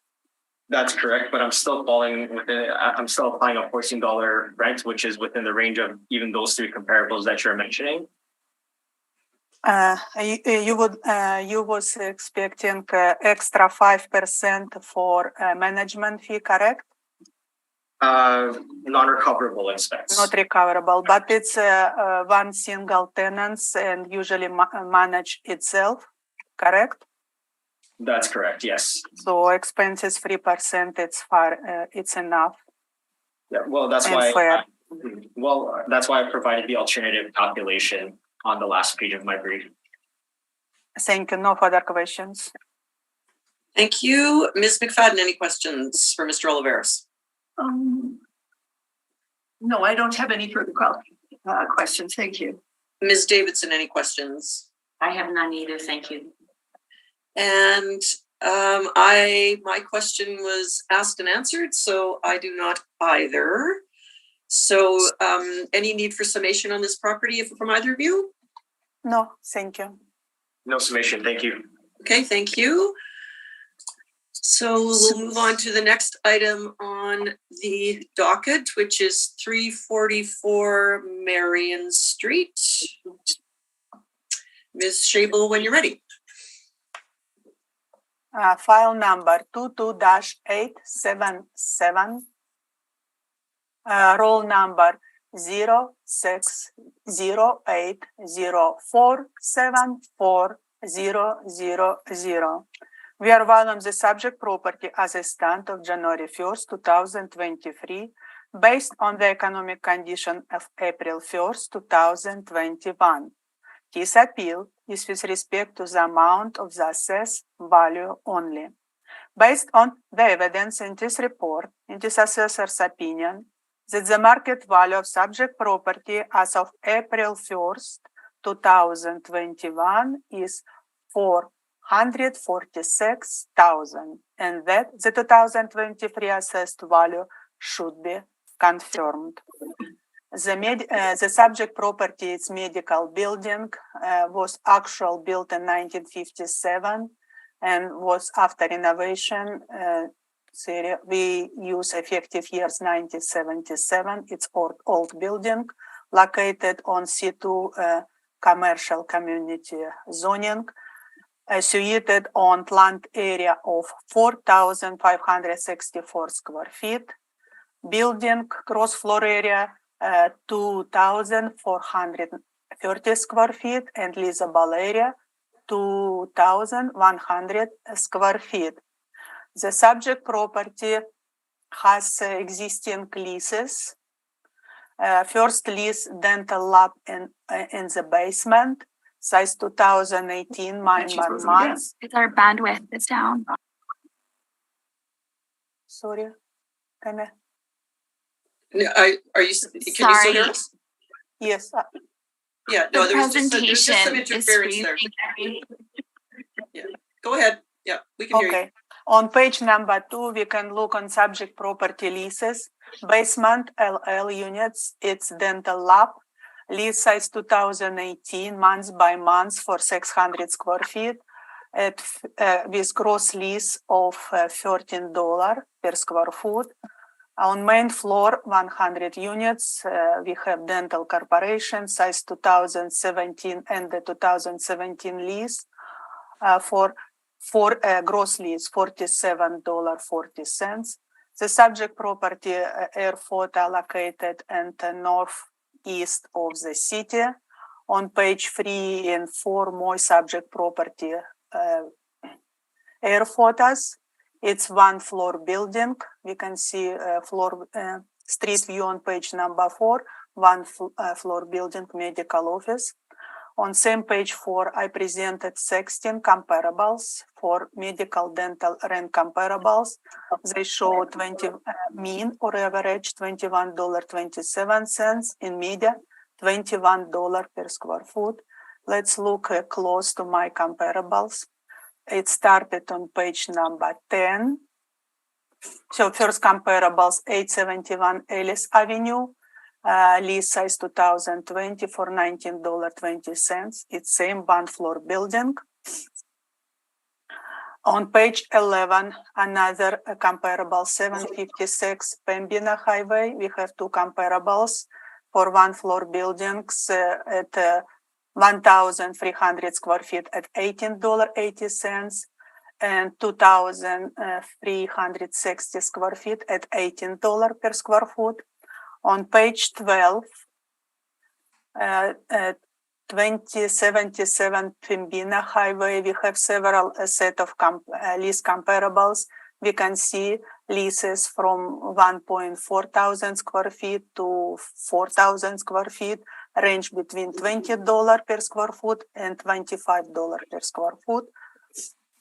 On page 13, comparables on 2110 Main Street, two comparables for dental center, two-floor building, one comparables for around 1,000 square feet, 989 square feet for $27.60, and another comparables for $21.41.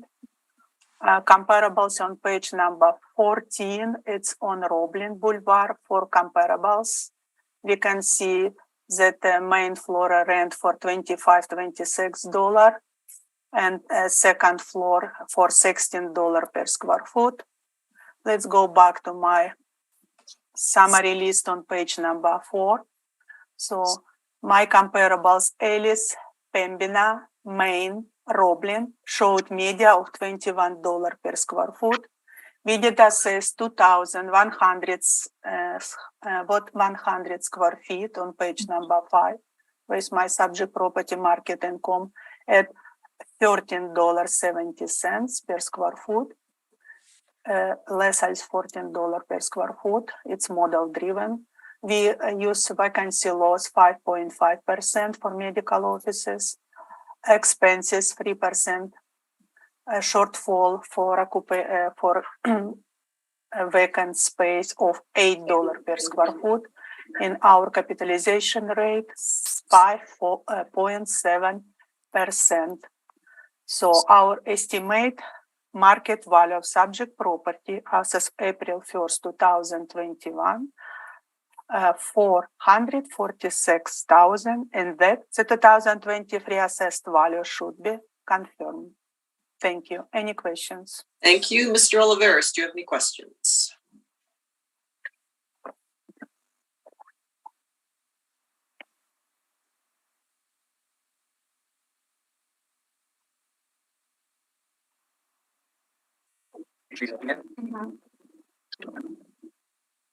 Yes, I do have a few questions here.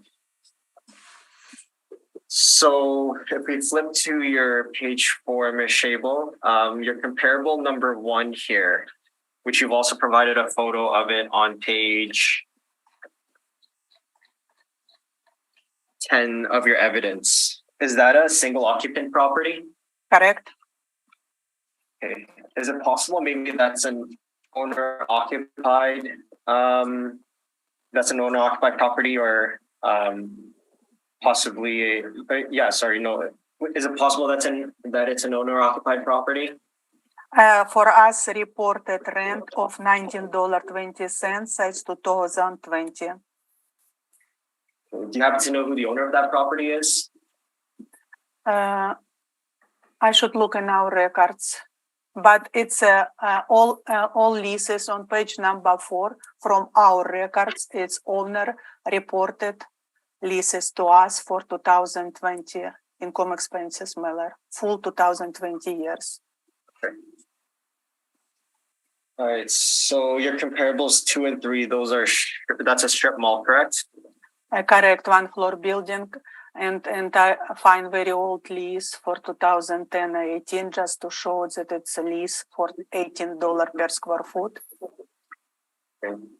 And your comparables 4 to 10, that's the Pembina Village shopping center, correct? Correct. And lease it between $20 to $25 per square foot. Okay. There's very strong tendencies at that location, aren't there? We have fast food restaurants. I think you might even have some. You may even have some banks on there. I guess the point I'm getting at, there's very strong tendencies at that location, is there not? I showed what existed lease on this location, but one of them, it's medical office. Okay. But given that there are Yeah, you're right. I should show it only one comparable specific for medical office. I will be alert for my next brief. It's confusing, you're right. But it's still between $20 to $25. But do you think the leases at that location are higher because of the strong tendencies at the location? Yes, it's retail properties. That's why model generated less than $14 per square foot. It's fair compared to 25. But that would bring up the model's average, would it not? And then possibly increase the rent that it should actually be applied for? For less than $14 per square foot, it's model generated rent. And I try to show what I pick up. It's a rent existing for typical space between $18, $16 to $25. So it's inside, it's just outside this range. It's much lower. It's fair. Okay. I just try to investigate market evidence. Okay, so so you did state that the rents that are applied are model generated, correct? Correct. Okay, But so my comparables support it. so looking at these comparables here, like you said, that they're all higher than what's been applied to the subject property. How does the model generate the rent that's being applied to the subject if all the rents that you're showing are higher? In my case, I trying to show it one floor building major, and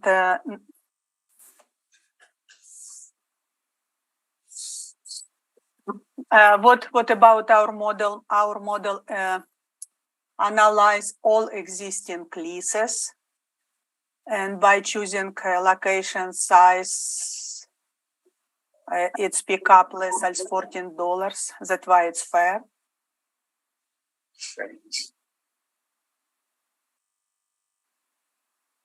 So your comparables 14 to 16, that's a medical center, correct? You provided a photo on your brief showing that on page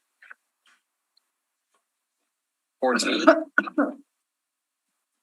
Correct. Okay.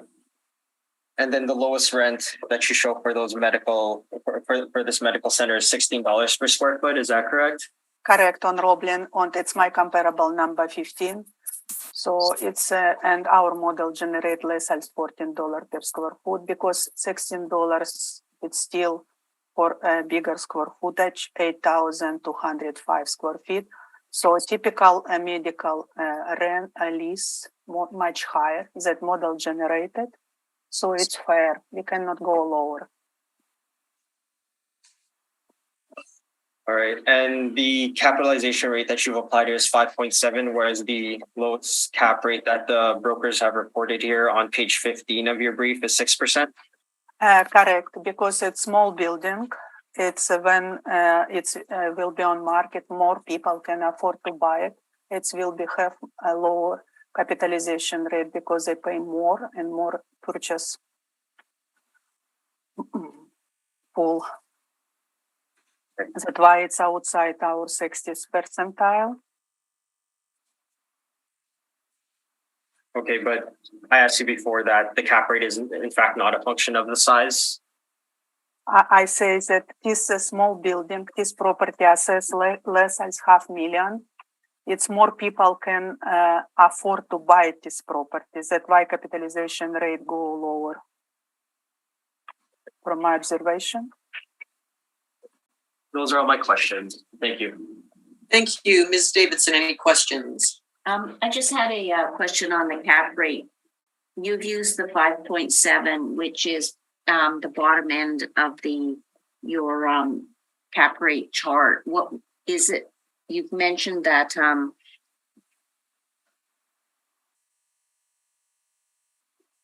our bottom part ability for numbers. Is there any other?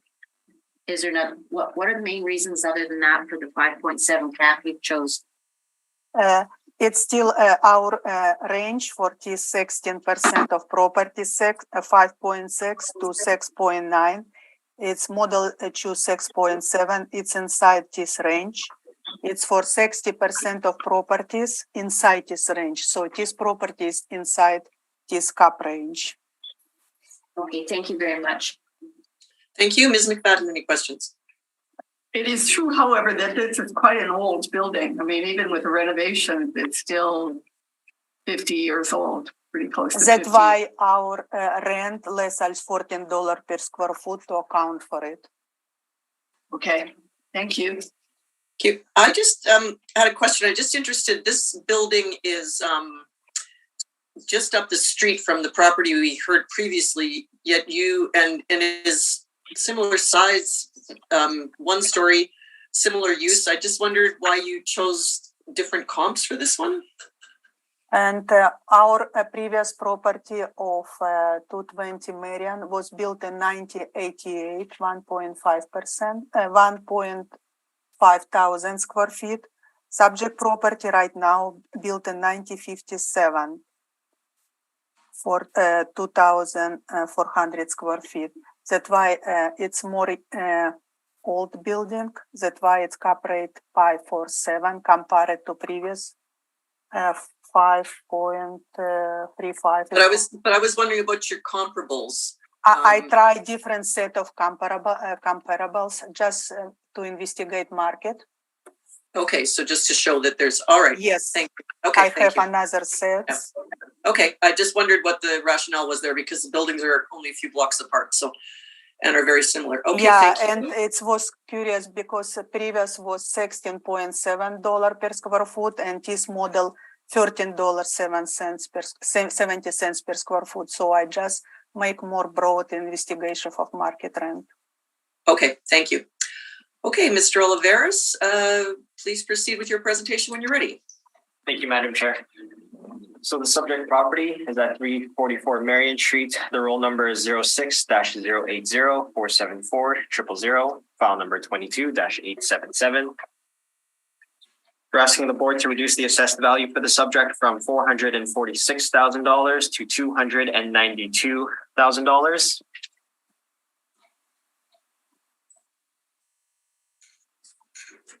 I provided photos of the subject property. So there's an aerial photo on page 6 of my evidence, and it is identified by the red location marker there, and a photo of the property again on page 6 of my evidence. I provided further photos of the interior of the subject property on pages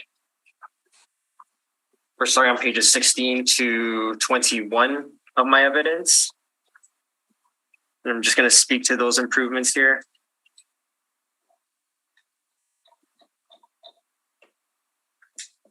So the subject, it is a one-story wood frame structure located at the southeast corner of the intersection of Marion Street and Enfield Crescent, and it is used as a dental office. So the subject, it was originally constructed in 1957 when some 1,525 square feet of the property's usable 2,100 square feet were constructed, and only 575 square feet was added in approximately 1991. So the building, it does have a plan area of 1,500 square feet and a gross floor area of approximately 2,430 square feet, and the rentable area is 2,000 square feet. So the interior is typical of standard office space and is considered suitable for general office use. Flooring includes a mix of carpeting, tile, and vinyl flooring. And to note about the basement that there is no independent door access for the basement for public access. And I'm going to speak to those leases that were mentioned in the assessor's presentation later on. The subject's site, it is slightly irregular in shape, and the site size is 4,564 square feet with C2 zoning, and the land to building ratio is 3.04 to 1. Going on to page 11 of my evidence here. So I did make some inquiries with the owner regarding their 2020 income and expense mailers. And we did confirm that the leases that are in place here, the reason why they're so high is because they're arbitrary or motivated leases. And we do feel that they are not representative of market. I provided the email or her email response on page 36 of my evidence.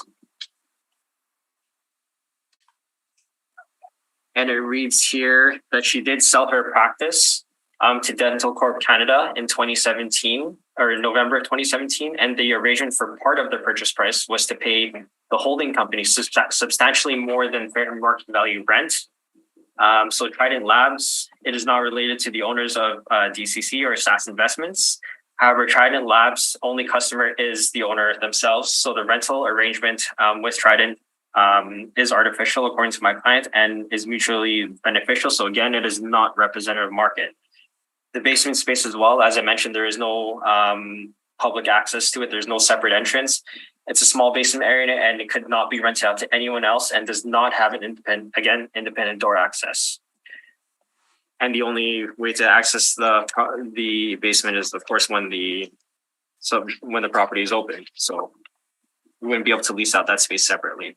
So going back to page 11 of my evidence here, it's the same comps that I've provided in the previous property. So I'm not going to go through them in any great detail here. Based on these comps, we've applied $13.50 to the main floor and $6.75 to the basement. So typically for basement spaces here, finished basement spaces, we will apply about half of the rent that we have applied to the main floor. So this has resulted in a gross potential rent of $24,300 or $11.57 per square foot overall.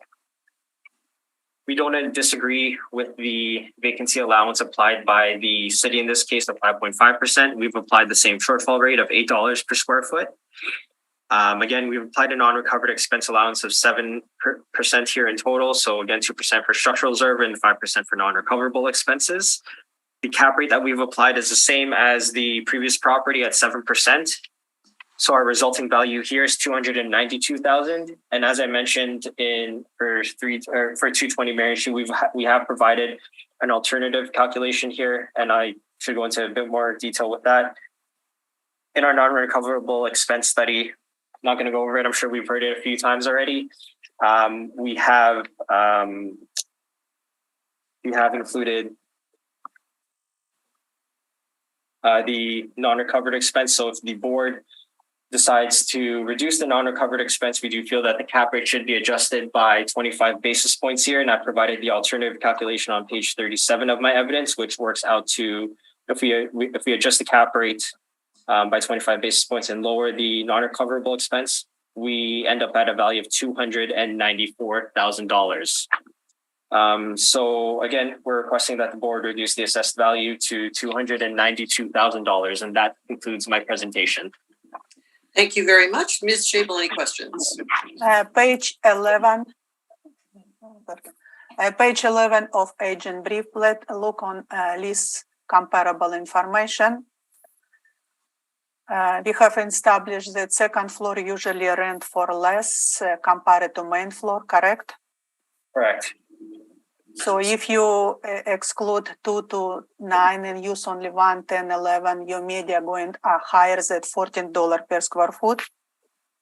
That's correct, but the guts of this building are much older than the subject property leases, so we do feel that $13.50 per square foot is fair, regardless of whether it would have been on the second floor or the main floor. So your main rent $13.50, much lower than your existing media before adjustment, correct? I wouldn't say before adjustments. I mean, I wouldn't say it's much lower. I mean, if you're referring to the rents that are on the main floor here at $14.15 and $14, that are at $14 and $15 here, I'm only about 50 cents per square foot lower for a 1957 built property. Your basement rent $6.75 compared to $13 reported to us gross lease. It's different 77% less, correct? That's correct, but it is a basement space with no public access. It's only accessible when the building's open. You're not able to lease out that building on its own. Basement spaces like this would rent for significantly less. So that's why we've applied half of what the main floor is. Thank you. No further questions. Thank you. Ms. Davidson, any questions? I have no questions. Thank you. Ms. McFadden, any questions? I have no question. And I do not either. So any need for summation from either of you? No, thank you. No summation. Thank you. Okay. Thank you very much, Mr. Oliveras. And we will, I can think that concludes your items for today. Is that correct? That's correct, yes. Okay, thank you very much for joining us. Thank you. Okay, so the next item on the docket is 717 Harrow. I'm wondering if you can take break, 5 minutes break. Yes, we can take 5. Let's come Okay. back at 11:40. Thank you.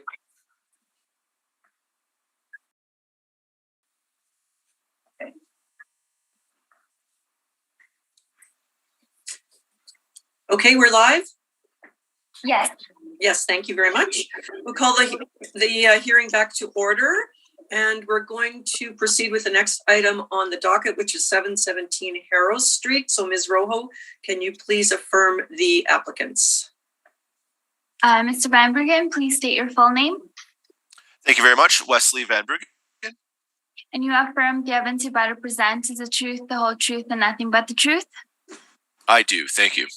Thank you. Mr. Sharples, please state your full name. Bryson Sharples. And you affirm the evidence you're about to present is the truth, the whole truth, and nothing but the truth. I do. Thank you. Thank you. Thank you. Welcome, Mr. Van Bruggen and Mr. Sharples. Thank you for joining us this morning. So we're going to proceed now with 717 Harrow Street. And Ms. Schabel, please proceed when you're ready. File number 22-517, roll number 12097804270. We are valuing the property as a stand of January 1st, 2023, based on the economic condition April 1st, 2021. This appeal is with respect to the amount of the assessed value only. Based on the evidence in this report, it is assessor opinion that the market value of subject property as of April 1st, 2021 is $959,000. In that, the 2020 assessed value should be confirmed. The subject property, its medical office clinic, built in 2003, is a unit of land area of 11,188 square feet. The gross floor area 3,000 square feet. On page number 2, subject property lease occupied by Family Soft Dental Corporation, size 2013, 3,000 square feet at $25 per square foot.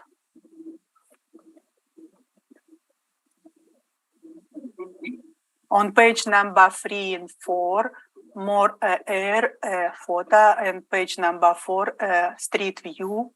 It's one floor building.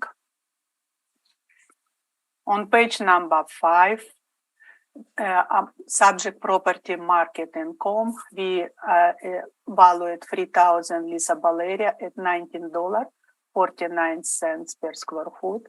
On same page on bottom, we can see medical, dental, rent comparables, 9 of them. They showed mean or average $25.39, and media $25 per square foot. Let's look on air photo of my subject or my rent comparables. It starts on page 18. My first on Henderson Highway. 2 leases between $28 per square foot in 2020 December, at $24 per square foot in 2013. So if it's need upward adjustment for time. On page 19, another comparables on Headmaster Row 925, one floor building. Lease in 2019 for 1,445 square feet for $25 per square foot. Another comparables on page 20, 1295 Layla Avenue, lease start 2018 for around 5,000 square feet at $22.50. My comparables on page 21 at 3393 Portridge Avenue, lease starting in April 2021, our reference date, for area 1,551 square feet at $28 per square foot. My comparables on page 22, 2110 Main Street. Leases started in 2018, 2020 for $27.60 and $21.41. My comparables on page 23. 395 Stafford Street, leases for $25 per square foot. On page 24, 1721 Portridge Avenue, 2 leases for $25-26. Let's go back to my summary page. On page 5, so a media of my 9 comparables on Henderson, Headmaster, Layla, Portridge, Main Street, Stafford, another on Portridge, $25 per square foot. We did a model generate, I apply $19.49 for 3,000 square feet. We use vacancy loss 5.5%, expenses 3%, shortfall for vacant space $8 per square foot. Our capitalization rate 5.45%, give estimate market value of subject property as of April 1st, 2021 is $959,000, and that the 2023 assessed value should be confirmed. Thank you. Any questions? Thank you. Mr. Van Bruggen, do you have any questions? No, Madam Chair, I don't think I have any questions at this time. Thank you. Okay, thank you. Ms. Davidson, any questions? Just a small one. You used a cap rate of 5.45%. Is that completely model driven? Completely model driven, but I would like to pay attention that it was built in 2003. Yes, it's model driven outside 16% of properties, much lower. Okay, thank you. Ms. McFadden, any questions? I have no further questions. And I do not have any questions either. So, Mr. Van Bruggen, you can proceed with your presentation, please. Thank you very much, Madam Chair. If the board can turn with me to page 4 of our submission, we'll get started, and just let me know when you're there. Yep, go ahead. Excellent. Thank you very much. So the subject property, as previously mentioned, is a wood frame medical office clinic constructed in 2003, has a gross leasable area of 3,000 square feet. The property has been assessed at a value of $959,000, and the income value has been used to derive the valuation. M&P is requesting a valuation of $742,000 for this particular property. If the board will turn with us to page 6, we'll get into the we'll provide our valuation. We can discuss a little bit where our differences with the city line, and just let me know when you're there. Yep, that's good. Go ahead. Excellent. Thank you. So when it comes to the valuation, M&P has, we are accepting of the income approach or the rental rate applied to the property as well as the vacancy rate. Where differences lie when it comes to the shortfall amount that's been applied to the property as well as the capitalization rate that's been applied to the property. So the property has been assessed with a shortfall amount of, sorry, give me 1 second here, of $8 per square foot. In looking at the information, it's our opinion that $8 a square foot is too low, and we can get into that a little bit more as we go through. And we'll be looking at a rate of $10 per square foot to apply for the shortfall amount. Second issue is in regards to the capitalization rate.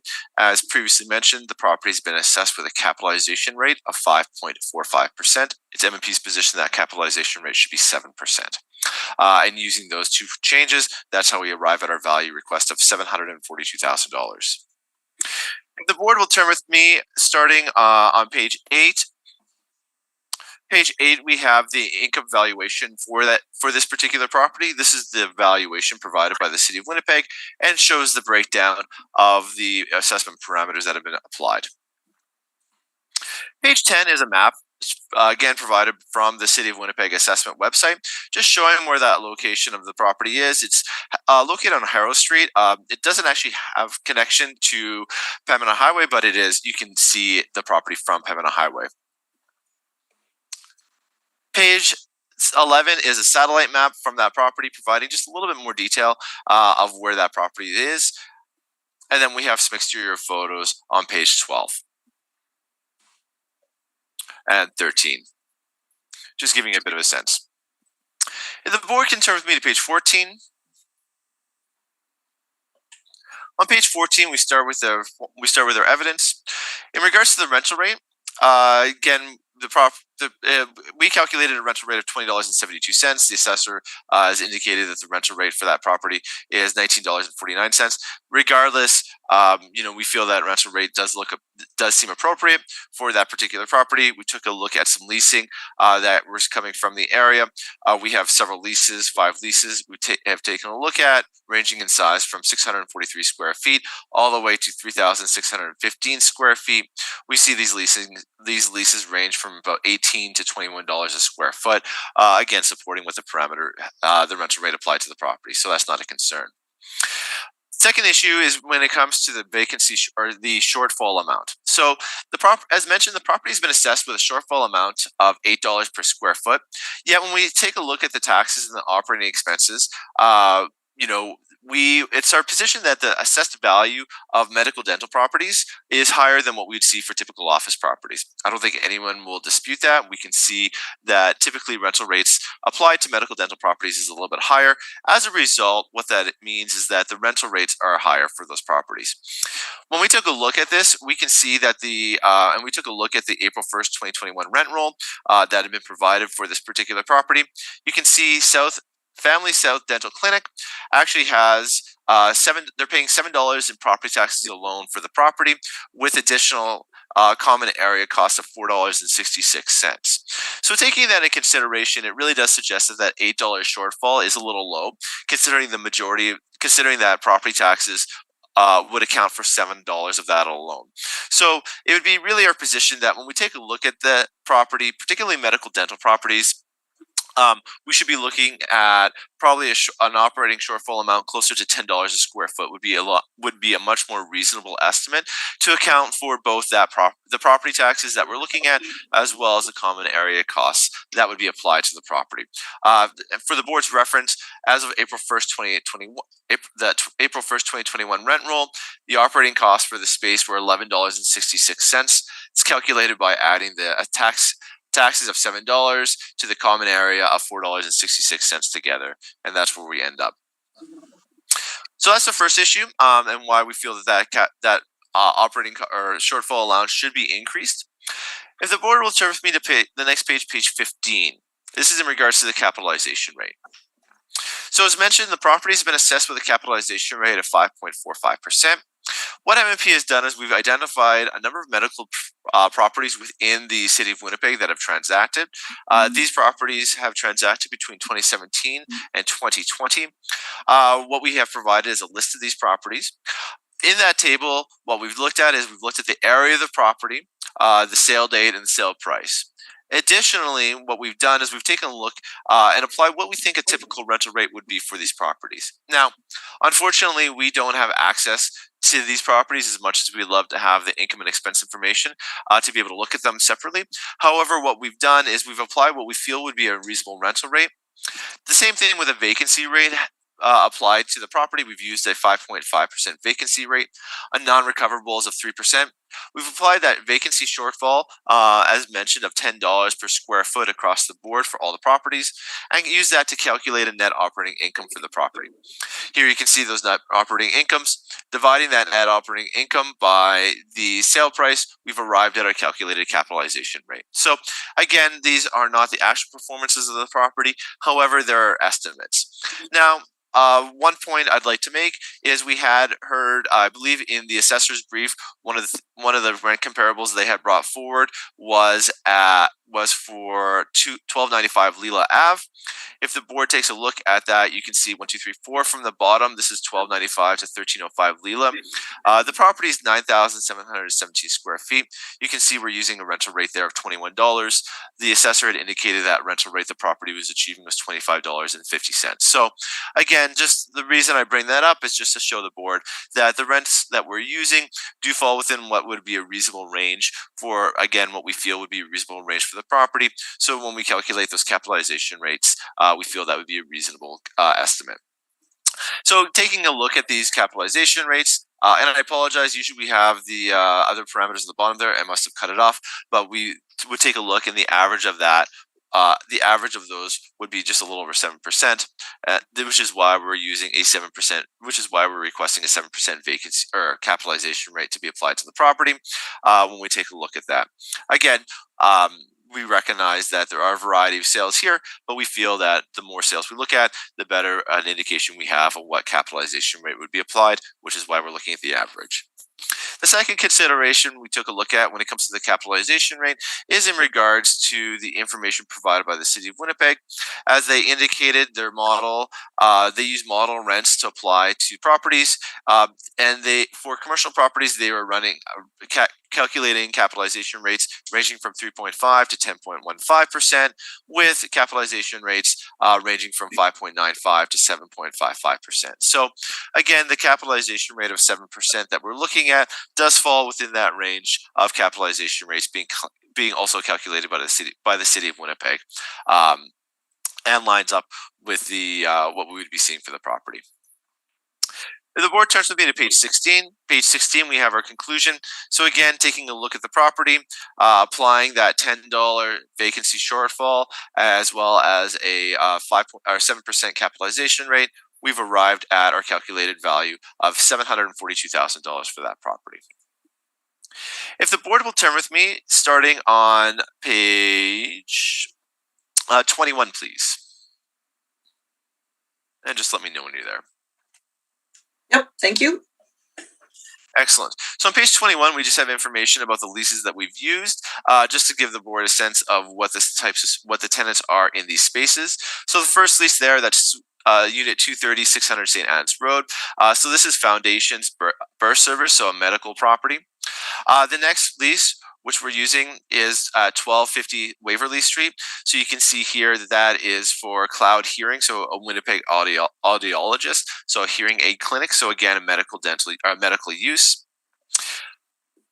If we continue on to continuing on to the bottom of that page, you can see that we have a medical corporation, and that's located at 1236 Main Street. Again, that's the third lease we've used in our analysis. And then finally, on page 22, we have 611 Academy Road. This is Patterson Dental. This is the tenant within the property. And then we have at 200, 600 St. Anne's Road, a physiotherapist clinic. So again, the reason we provide this is just to provide the board the sense of where the types of tenants are leasing those spaces. Page 23 are the comparables that we've used in our capitalization rate analysis. So at 593 to 595 Broadway. So this is a pharmacy that's occupying this space. That's why we've used a rental rate of $20. It's our experience that pharmacies tend to rent at slightly higher rental rates compared to what we see for other spaces. The next one is 1880 Ellis. So this property here, again, is, we're 4,964 square feet, so a little larger, 1954 year construction. That's why we've applied a $14 rental rate. We feel that would probably be a reasonable appropriation, for Ellis, we've applied a, sorry, I apologize. I'm not sure if it made it in the table. I apologize about that.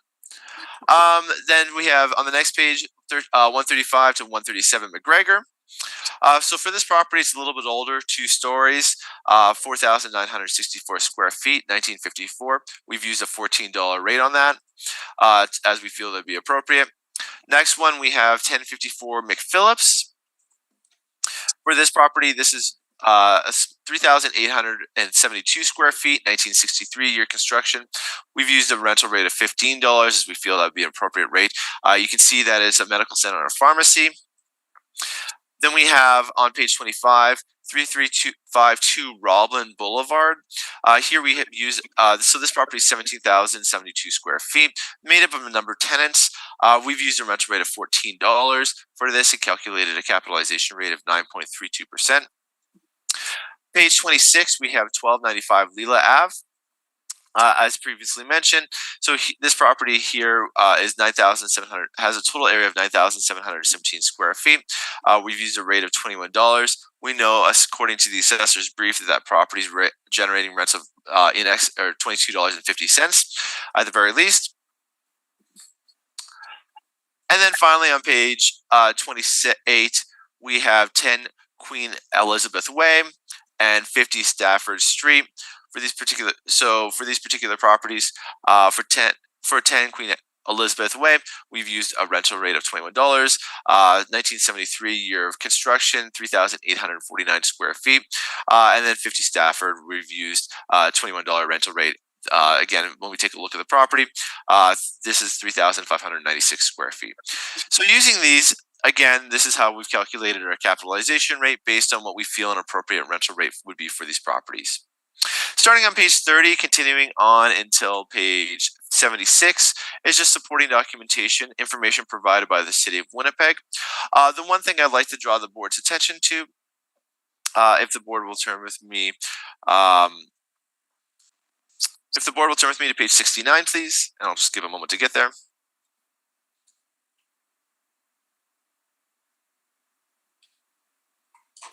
Okay, go ahead. Excellent. So as we can see here, we can see all the leases. These are the expenses that have been applied by the City of Winnipeg to the two particular properties. And when we take a look here, we can see that the office properties, there is no consideration specifically when it comes to what would be a rental rate for medical dental properties. They're all combined together with other typical office properties.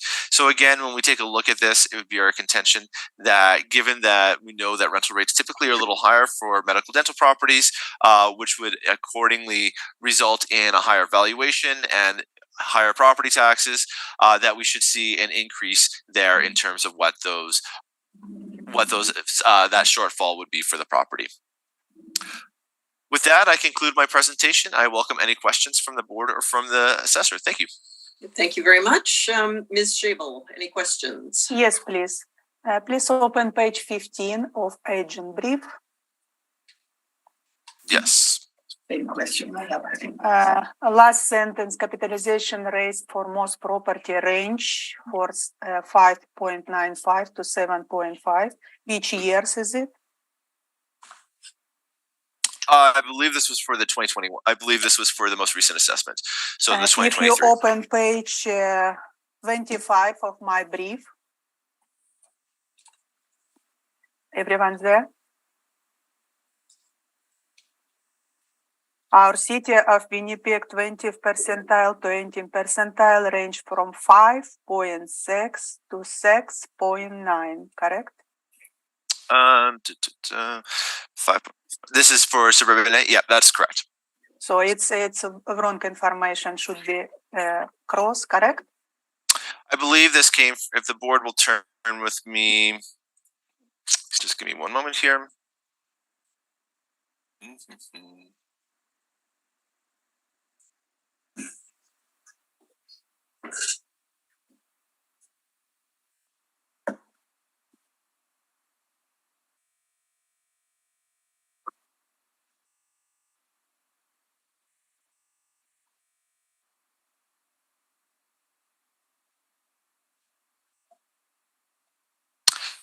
If the board will turn with me to page 70, please, of our brief.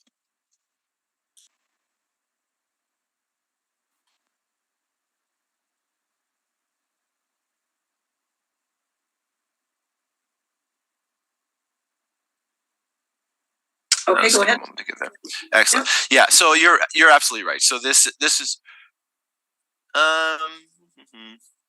oh no, I apologize. Give me one moment here. I apologize. It's not page 70. It would be page 46, please.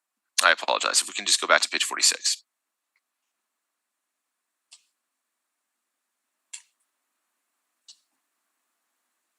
Okay, go ahead.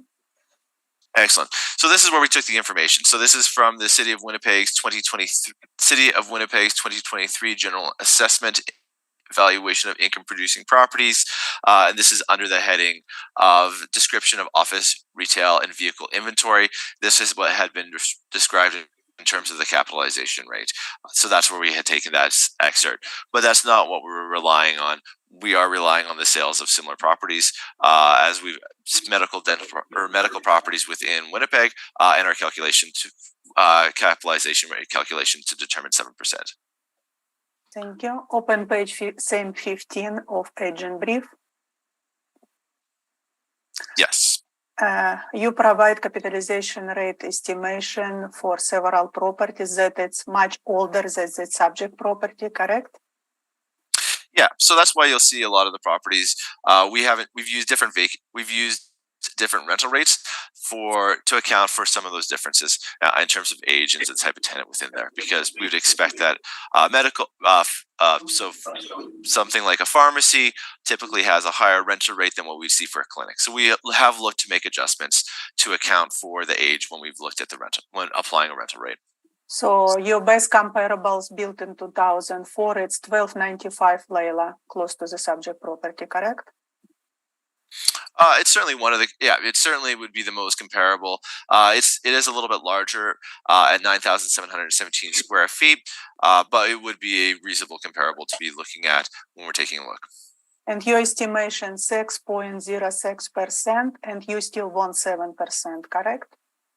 Again, when we're taking a look, we're looking at a variety of properties. So we're not basing it on one, but yes, we do see that Leila one has 6.06% capitalization rate. No further questions. Thank you very much. Ms. McFadden, any questions? Just following up on the assessor's question about Leila. That property is also 3.5 times bigger than the property we're looking at. Is it not true that a capitalization rate for a smaller building would actually tend to be lower because there's less risk around that? Yeah, I mean, I think when we take a look at it, there would be, that certain size of the property, age of the property would be certainly a consideration. Location of the property would be another consideration. Type of unit. So I believe 1295 to 1305 Leila consists of 2 buildings and has a number of tenants.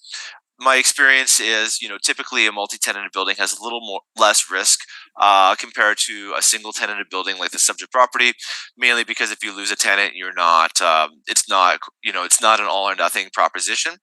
So, I think you could look at it a couple of ways. I think in some senses, there might be a little less risk for a smaller property, but on the other side, because it is single tenant versus multi-tenant, there's a little more risk on that side of things too. Okay, thank you. That's all my questions. Thank you. Ms. Davidson, any questions? I have no questions. Thank you. And I have no questions either. Any requirement for summation on this property? Please open my rebuttal. You have rebuttal? Okay. Hang on 1 second.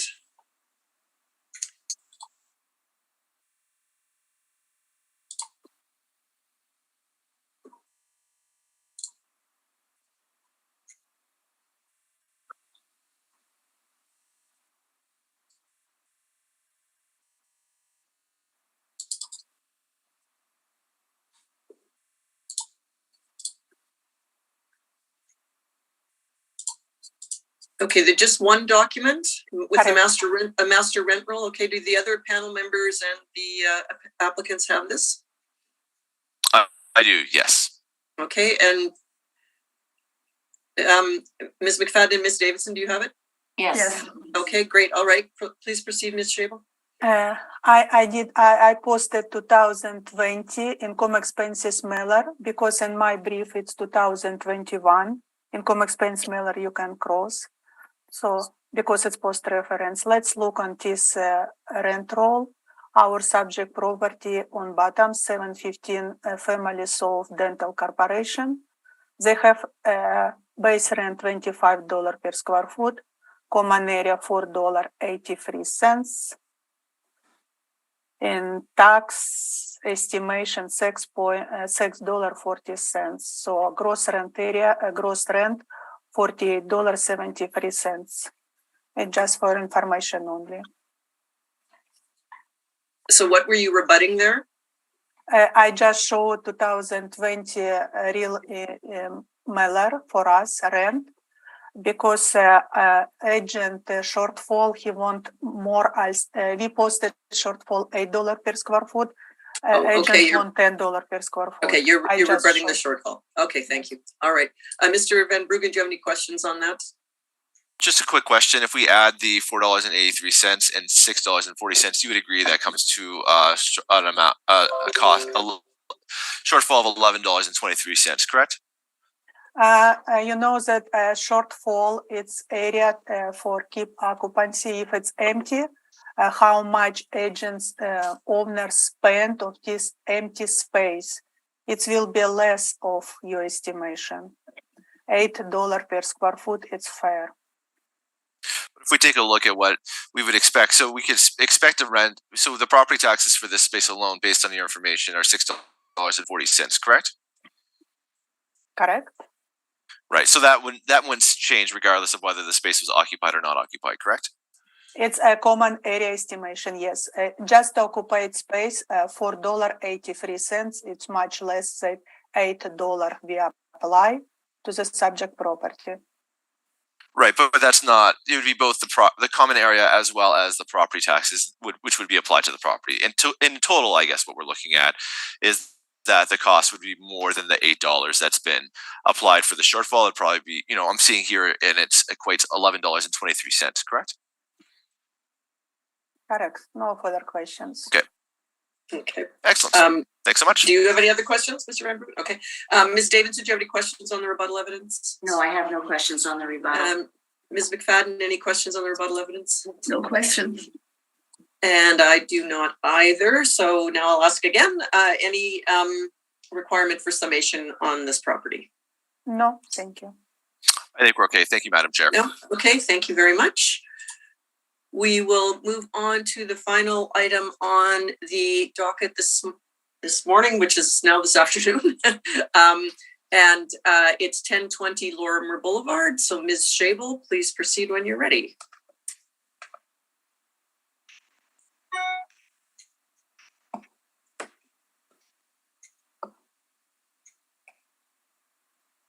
File number 22-501. Roll number 1000646450. We are valuing the property as it stands of January 1st, 2023, based on economic condition on April 1st, 2021. This appeal is with respect to the amount of the assessed value only. Based on the evidence in this report, in this assessor's opinion, that the market value of subject property as of April 1st, 2021 is $19,134,000, and that the 2023 assessed value should be confirmed. The subject property is medical office, 5-story building, built in 2012, with a leasable area of 67,529 square feet. The subject property leases posted on page number 2.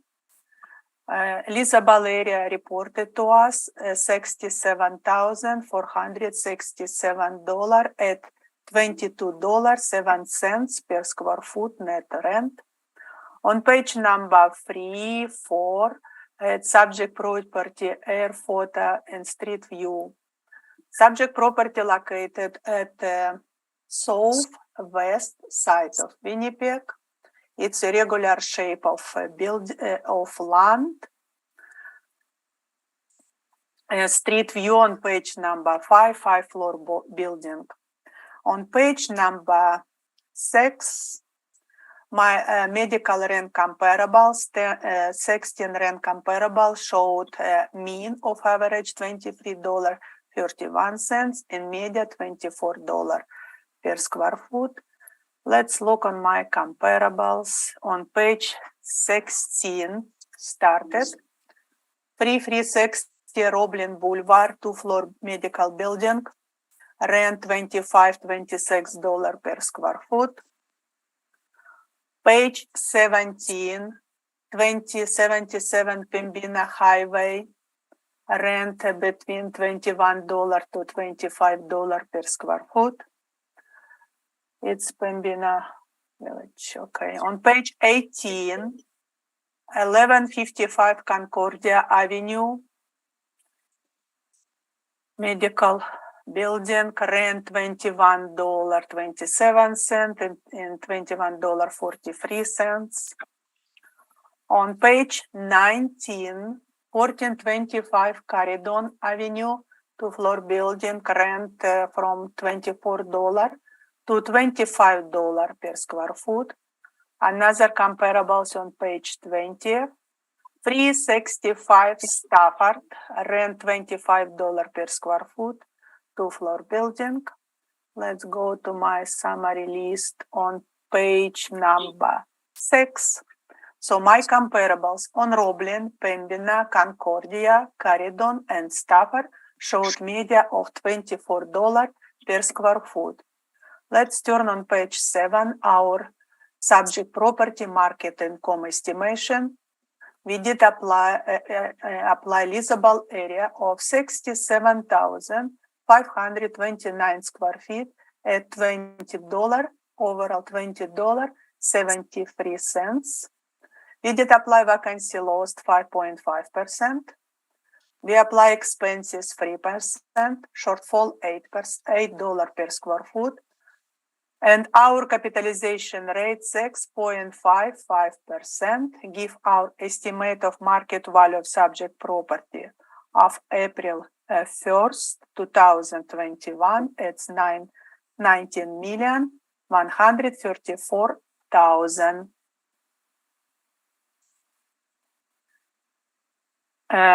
And that the 2023 assessed value should be confirmed. Thank you. Any questions? Mr. Van Bruggen, any questions? No questions, Madam Chair. Thank you. Okay, thank you. Ms. Davidson, any questions for the assessment?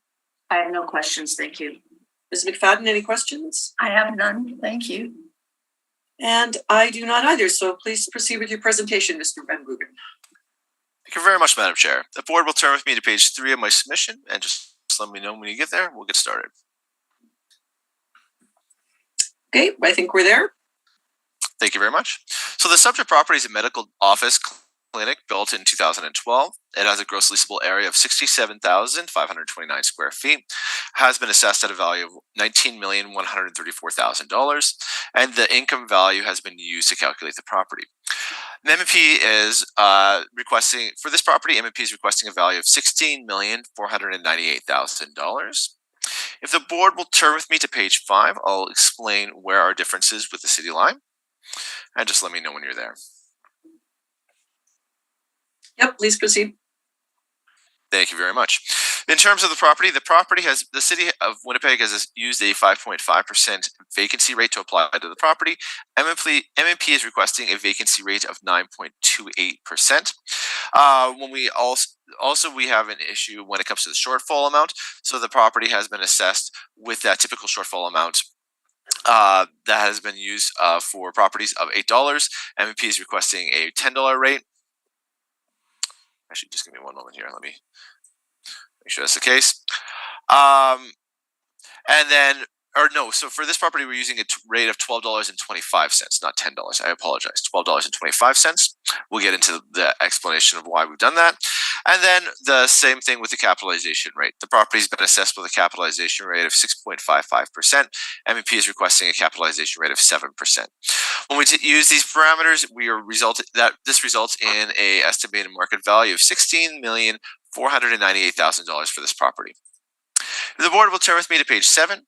On page 7, we have the valuation provided by the city of Winnipeg for this particular property, outlining the parameters. You can see a vacancy rate of 5.5%, expense allowance of 3%, shortfall amount equates to $8 a square foot, and that 6.55% capitalization rate.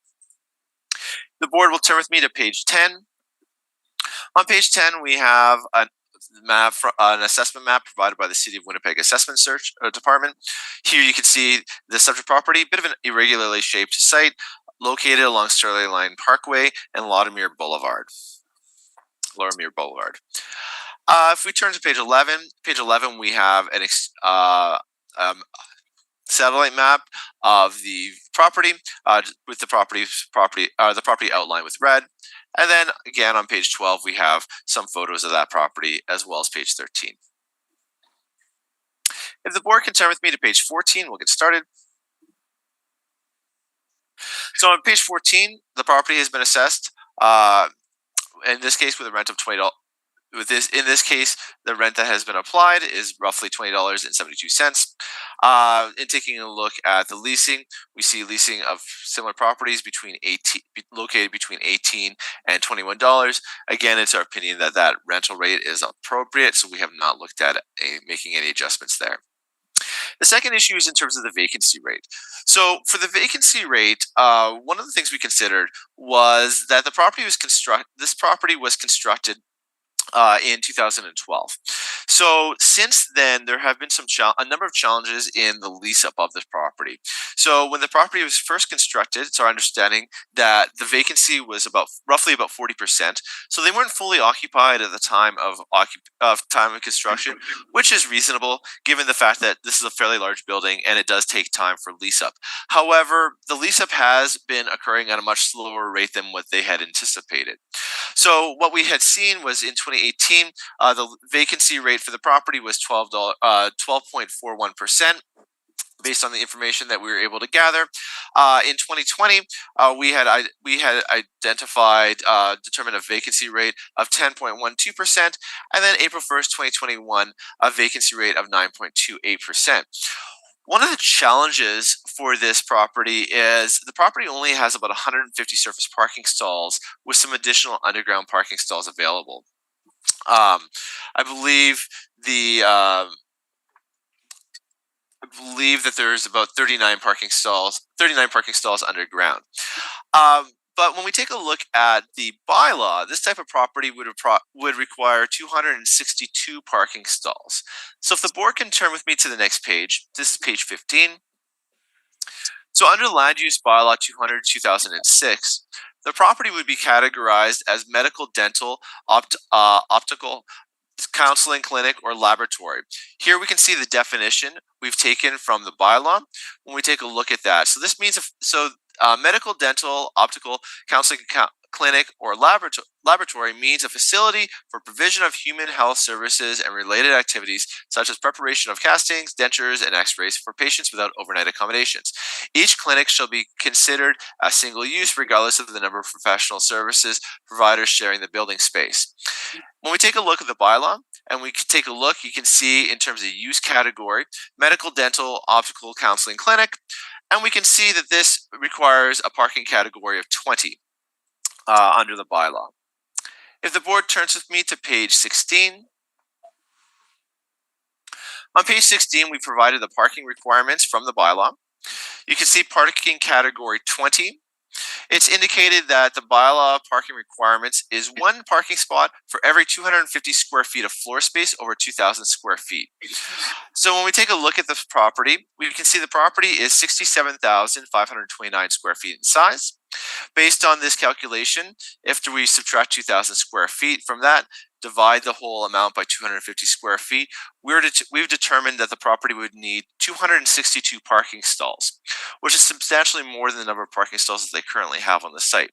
So for this reason, this is good. So this does make parking a bit of a challenge for the property, and is certainly one of the considerations and one of the challenges that the property has had, particularly as you're looking at having a lower number of parking stalls. Our understanding is that the property was originally slated to be a lower property. I believe it was something in the range of 3 stories when initially planned, and then 2 additional stories were added on.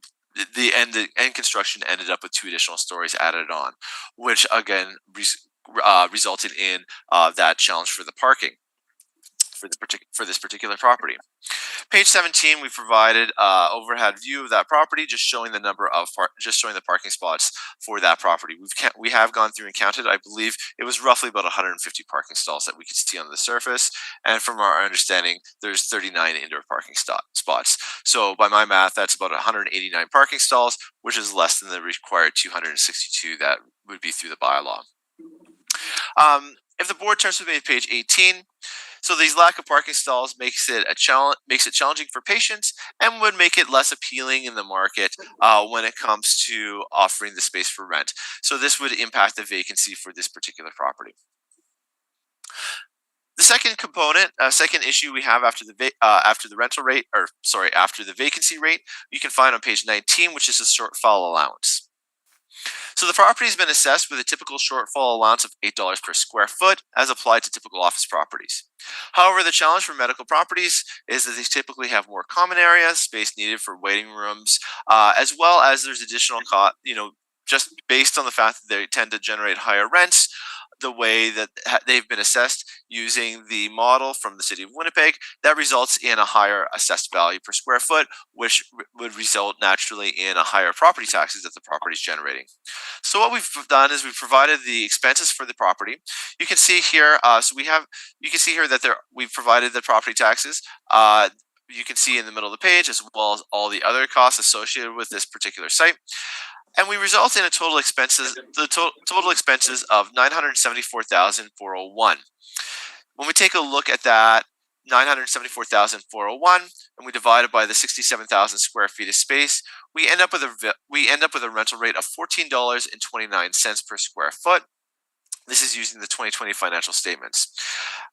Taking a look at that, it would be M&P's position that a operating cost of $12.25 would be more reasonable to apply to the property to account for the fact that there are these additional costs coming out of the property. So additional hydro costs, more common space, and higher property taxes on a per square foot basis, which would not necessarily be the case for typical office properties. The final consideration you can find on page 20 is in regards to the capitalization rate. So the property's been assessed with a capitalization rate of 6.55%. However, considering sales of medical properties within the market, it's M&P's position that capitalization rate should be closer to 7%. The sales that we've used here for this particular property are the same as what you had seen for 717 Harrow. Again, the same methodology. We've identified medical properties that have sold within the city of Winnipeg. Using the sale price and the sale day, we've then taken a look and determined what a reasonable rental rate would be for those particular properties. Those rental rates range from $14 to $21, depending on the property, the size of the property, the tenant within the property, as well as the age of the building. We've applied a 5.5% typical vacancy rate across the board. Again, realizing that our property has a little bit more challenge when it comes to vacancy. We don't feel that this is the case for medical property. Typically, the case for medical properties across Winnipeg. It does seem like the market is doing all right when it comes to medical properties. That's why we have used that typical 5.5% vacancy across the board. Short non-recoverables of 3%. Shortfall allowance of $10. One of the reasons for the difference when it comes to the properties is these are quite a bit smaller than the subject property. Subject property is 67,000 square feet. We have determined that is there is, along with a larger property, you do tend to have more common space within the property. You've got an elevator, which does incur additional costs, which would have to be considered for, as well as just in terms of the property taxes on a per square foot basis are higher for this property. We've used then the calculated NOIs, dividing the calculated NOI by the sale price. We arrive at our calculated capitalization rates. These calculated capitalization rates, as previously seen, range from 6.06 to 12.19. We've taken a look at the average when looking at the property, and that's how we're getting our average capitalization rate of 7%, which we feel to be reasonable. So again, we recognize that there are some newer properties in the list. However, we do feel that when a property is purchased within the market, there are certainly different considerations that go into that purchase price. So an average would be of what we're seeing for the capitalization rate would be reasonable, and any differences in terms of age or tenancy has been accounted for in terms of the rental rate applied. When it comes to, if the board can turn with me to page 21, again, in terms of looking at the valuation, it's M&P's opinion that the property has been overvalued. We identified 3 areas where we feel that there has been where the property there's some issues. The first is the vacancy rate applied to the property. Given the long-term vacancy challenges the properties have, adding that to the challenges in terms of parking, we do feel a vacancy rate of 9.28% would be appropriate to be applied. We have made that adjustment for the shortfall amount using a shortfall amount of $12.25, and then a capitalization rate of 7%, resulting in a market value of $16,498,000 for this property. If the board can turn with me to page 26 and 27, These are just the leases that we had, or the information we had provided for the leases previously. So I won't go through that, as that's the same information as we had provided from 717 Harrow. The board will turn with me to page 29. And I'll just give the board a moment to get there. Yep, go ahead. We're good. On page 29, we have the rent roll as of April 1st, 2021. Here we can see that there are 3 vacant spaces in the property, 1,271 square feet. So this would be Unit 213, Unit 312, 2,075 square feet, and then Unit 404 at 2,916 square feet. When we take a look at that in terms of vacancy per square, the overall vacancy per square foot, we see there's 6,262 square feet of vacant space within the property. Dividing that by the total property area, that we end up with a 9.3% vacancy rate. So again, this is where we're looking at for the vacant. This is what we're using to determine the vacancy rate for this particular property. If the board turns with me, starting at page 34 to 37, this is just supporting information when it comes to that vacancy rate being applied to the property. Page 38 to page 44 are just the comparables used within our capitalization rate analysis. We've provided these already in 717 Harrow, so I won't go through them unless there's specific questions to those. Same capitalization rate, same methodology. Starting on page 46, continuing on page 92, here we have the documentation from the City of Winnipeg providing that.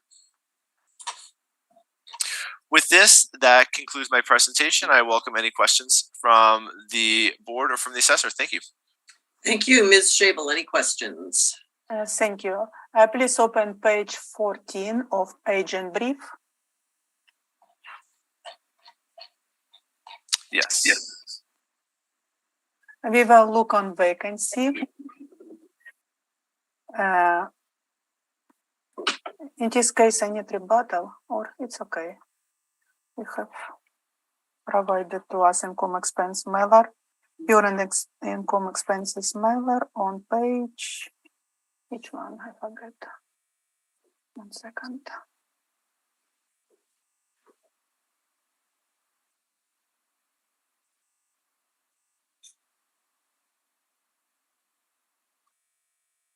Okay, we're going to page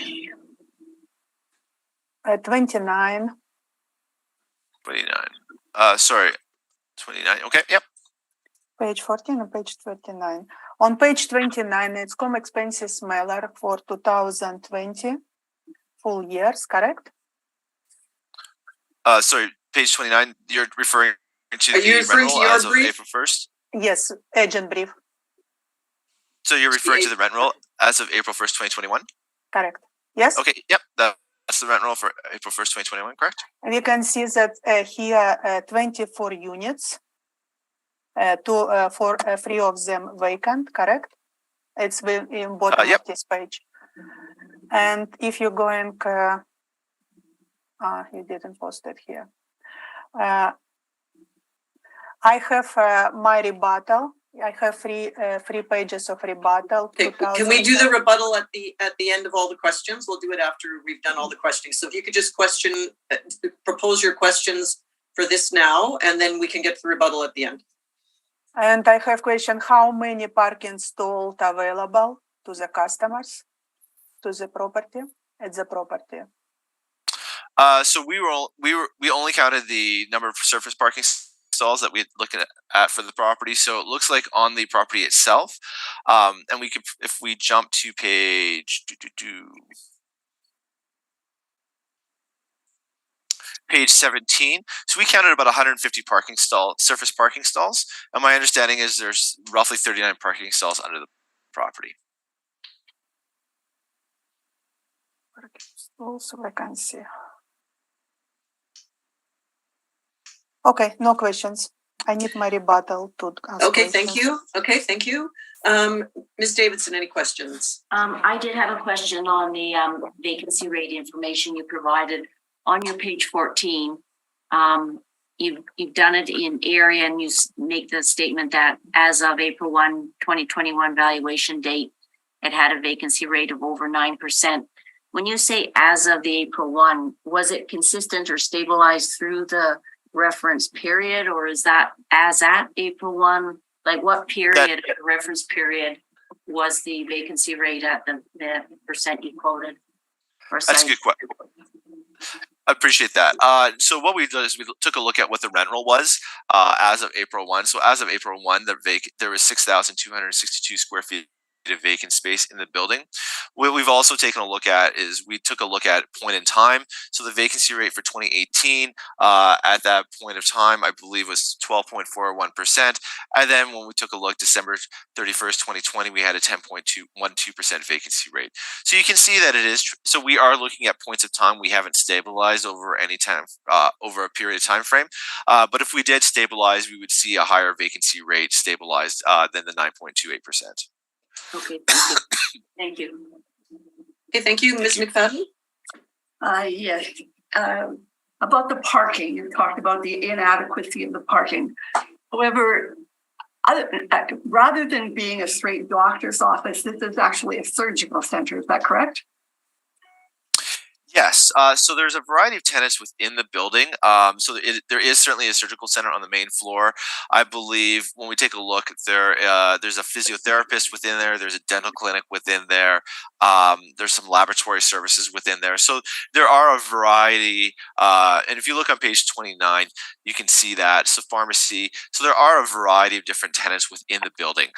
So the surgical center is on the main floor with you have a variety of other tenants located throughout the building.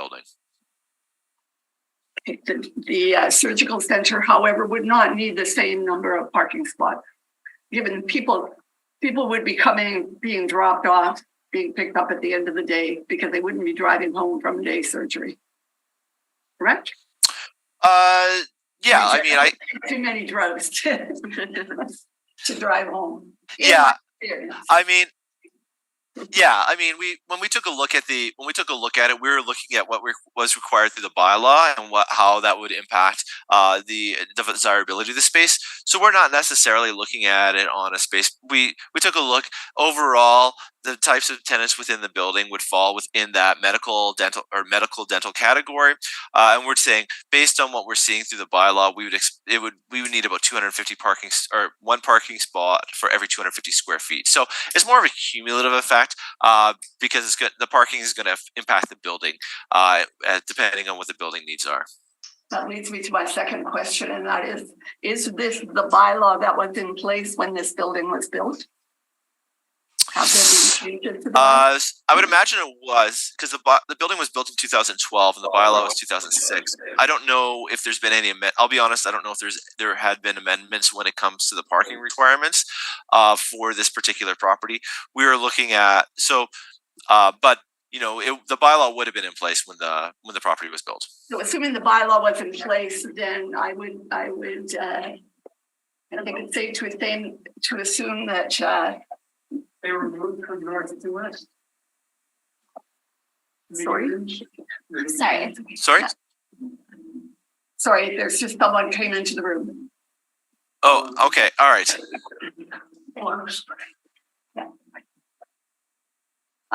So assuming this bylaw was in place with that requirement for parking, the builders or the tenants of this building or the people who developed this building would have made a case for a variance on the parking based on the fact that they did not feel that what they were using the building for was going to need that level of parking. They would have had to get a variance to have fewer parking spots. Am I not correct? Yeah, that's the most. I mean, I can't speak. I don't know specifically to the development process of how it all played out, but that would make sense that there would have been they would have been granted a variance to allow them to have less parking than what would be required through the bylaw. Right, which leads you to believe that they believed that they did not need as many parking spots as the parking bylaw was requiring. Unfortunately, again, I can't. Like anything, I would say would be speculation. But yeah, I would imagine there'd be they would have made some sort of case for that. However, when we take a look at it, I think when it comes to the desirability of properties retail or when it comes to office properties, a huge consideration from any tenant would be in terms of the parking and the sufficiency of the parking within the building. And we can certainly see that this building has struggled in terms of lease up over the time frame that it's been in place. So 2012 year of construction, and it's slow. The lease up of the building has been exceptionally slow as we're almost 9 years into the process, and we're still running at over almost 8% or almost over 9% vacant. You are making an assumption that that's related to parking, however. It's true. There could be, I'm sure there's probably a variety of factors. And parking would just be one of the considerations that we'd be looking at. Part of the considerations would be typically medical spaces have longer term leases. So the terms in terms of the leases ending and being able to move into the space would be a little bit slower. The other thing is typically that medical tenants tend to be a little bit more reluctant to move. Once they're established within a location, much like retail, there is that reluctance to move. So that could be a challenge in terms of attracting new tenants. So there's a variety of reasons why, I think there's probably a variety of reasons why that would be the case. However, I think as we take a look at it, parking certainly would be a consideration when we're looking at the attractiveness and the desirability of the space. Okay, thank you. Thank you. Okay, I have a couple of questions. I'm just going to get back to the vacancy again. You're saying that they're having difficulty leasing up. So are you saying that the vacancies that you're showing on your rent roll have never had a tenant? That's a very good question. I can't speak specific. Unfortunately, I don't have the rent rolls. I would love it if I had the rent rolls from all the previous years, so we could determine what spaces, if the spaces have been vacant on a consistent basis. Give me one moment here. I believe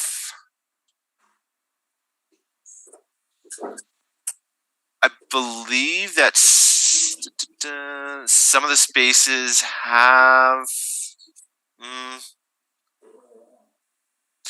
I don't believe it has been the same spaces vacant the entire time. I believe it's been a situation where tenants have moved in and moved out, and spaces haven't rolled over. But again, I can't.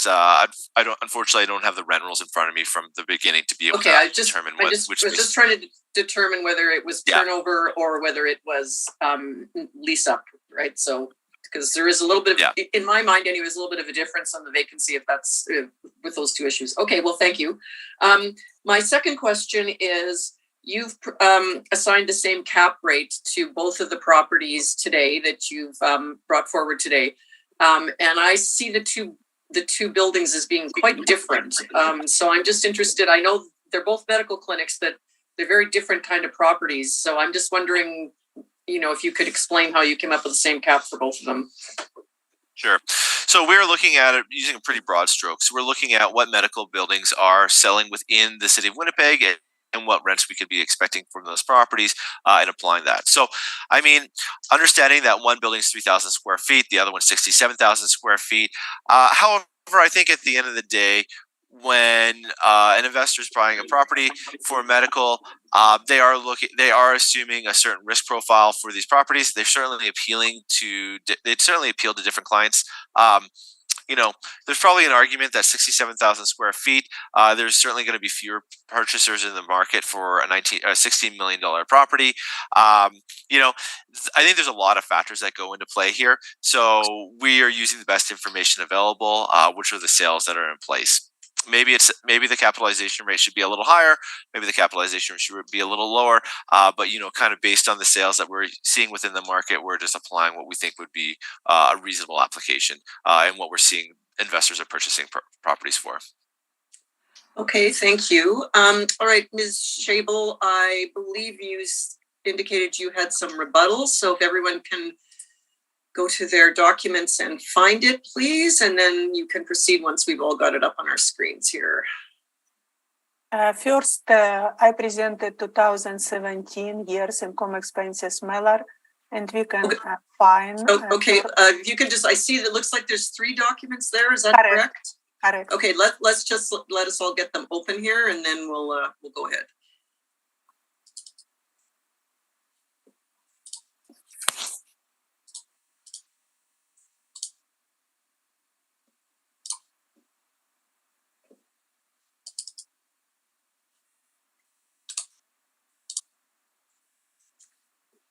Okay, does everybody have them? Yep, yeah. Sorry, what did you say, Lori and Linda, do you have them? Yes. Yes. Okay, you do. Okay, good. Okay, Ms. Shable, which one are you going to start with? Are you going in order? Yes, in order, 2017 income expense. Okay, and this is Miller. and what are we rebutting here? We will look on this income expenses metal, we rebuttal vacancy and parking stalls. Vacancy and parking. Thank you. Okay, go ahead. If you look on first 2017 income, it's as of April 1st, 2018, it's full 2017 income years. And we can look at the units. First was vacant 2012 units for 3,445 square feet. You see? Yes. Today units are occupied by Prairie Acre, size April 1st, 2019. Now it's occupied. Keep going. Units vacant 304 for 215 square feet. 204. Today it's occupied in 2018. Do you have evidence of that here? Yes, if you open my brief on page number 2. Oh, okay, you're going to get there. I all right. listed Okay, go property ahead. leases. Okay, well, I'll let you proceed. Sorry, go ahead. When we go into pay last on first page 404 units for 2,916 square feet. It's still vacant by today. I can see it on my page 2 of leases. Keep going on next page. We can see on bottom the total of units in this building, 23 units. And they showed percentage occupancy 87.59%. It will be 12%, 41% vacancy in 2017. Let's go to my second rebuttal, 2019 income expenses Miller. On first page, on right column, we can see on bottom, we have income parking, 39 stalls, plus outdoor parking, 163 stalls. So it's together 202 stalls of parking for this subject property. And we can see number of tenants, 20. If you divide 202 stalls by 20, it will be 10 parking stalls per tenants. It's plenty. Also, you can see on same page, vacancy of spares vacant, average percent of spare vacant, 6% only vacancy in 2019. If you look on page 14 of agent brief, she showed 2020, 10.12%. It's only 6%. 6%, and we apply in it's not 10%. Let's keep going. My next comparable. So we establish 20 units, 6% vacancy, 202 parking stall for 10 stall per tenants. On my last rebuttal, it's 2020 income expenses Miller. If you're looking on second page, we can see that we have 4 vacant space, occupancy units 18 and the vacant units 4. But on bottom, we can see that average percentage of vacant space 6.76% only versus 9.28% presented by agent. No further information. Thank you. Thank you. Mr. Van Bruggen, any questions related to the rebuttal evidence? Thank you very much, Madam Chair. If we can turn to the 2017 or the rent roll that's as of April 1st, 2018. I believe that's identified as AT rebuttal 2017. Yes, got it. Thank you. Excellent. So just in terms of a couple quick questions here. So for Suite 212, you had mentioned it was vacant and it was now occupied. But you would agree, when we take a look at it, that space 212 is 3,445 square feet. And when we look at the rent roll for that M&P provided on April 1st, 2021, that it looks that the space occupied for 212 is only 2,174 square feet, correct? If you look on page number 2, it's a lease for 10 years for $22 per square foot. Prairie Eye Care. But you would agree that it looks likely that 212, that 3,445 square feet was demised and split into two spaces, which would be 2012, Suite 212 and Suite 213, correct?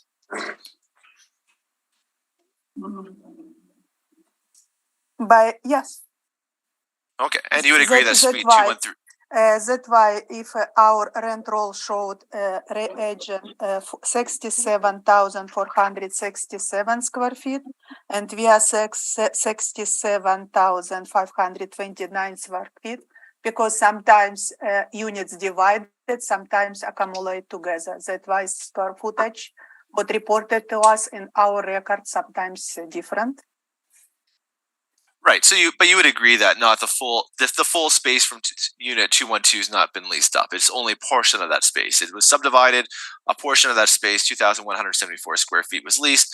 The remaining 1,271 square feet still vacant. Correct? Correct. Okay. And then you would agree that that there's 8,376 square feet of space vacant in the building, which would attribute to 12.41% vacancy rate. Correct? Correct. Okay. If we can move to the second document presented, which is AT Rebuttal 2019. Okay, go ahead. Excellent. Thank you very much. So when we take a look at this, just to clarify, the financials, and it does indicate attached financial statements. Are those the financial statements which were provided at AT Rebuttal 2020? It's for 2019. I presented 2000.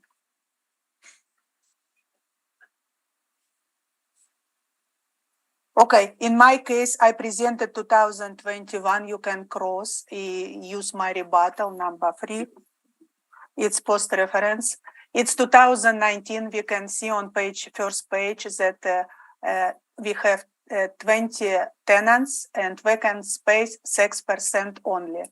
So if 2017 was 12% vacant space, in 2019 only 6% vacant space. So it's not chronicle vacancy here. And if you look on my page, my rebuttal number 3, it's showed 6.76%. It's right. reasonable.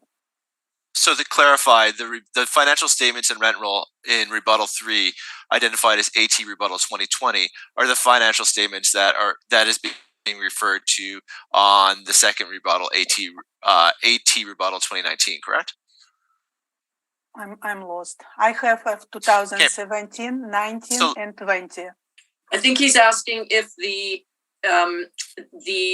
where you were talking about the parking stalls, if the income statement on your final sheet is related to that same year. Is that correct?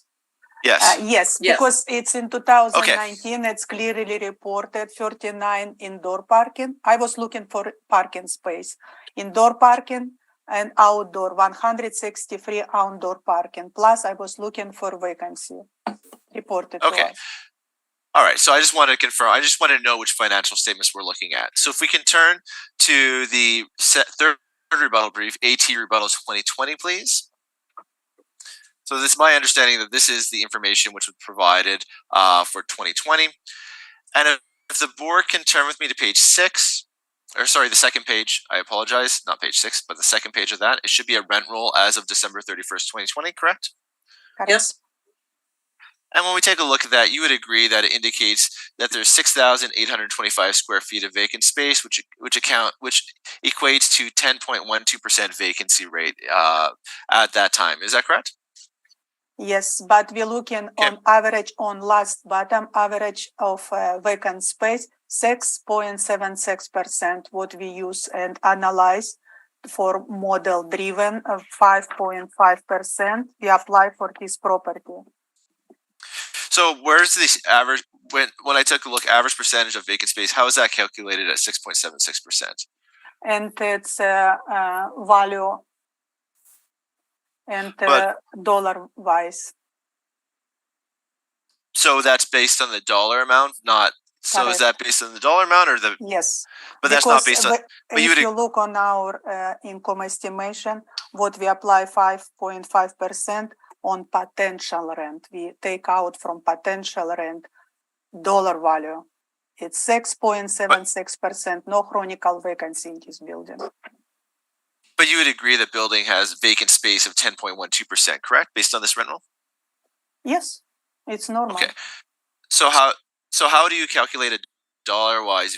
Like, how do you determine what rents you're going to get to calculate a 6.76% vacancy rate? I don't understand how that works. If you open page number 8 of my brief income value summary, we can see that potential rent 1 million, 1.4 million. We apply vacancy loss in dollar amount for percentage 5.5%.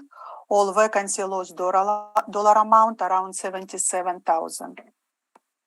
Same reported for 2020, 6.76%. It's dollar amount. But isn't that dollar amount calculated by simply what landlord lost in rent? But isn't that calculated by simply taking the percentage of vacant space and multiplying it by the potential gross income? You can estimate both way, but we're looking for dollar amount for our estimation. And how model generate 5.5 to be fair across whole medical offices. Is there any reason we would believe that the spaces that are vacant would lease for a higher rate than what would be typical for the property?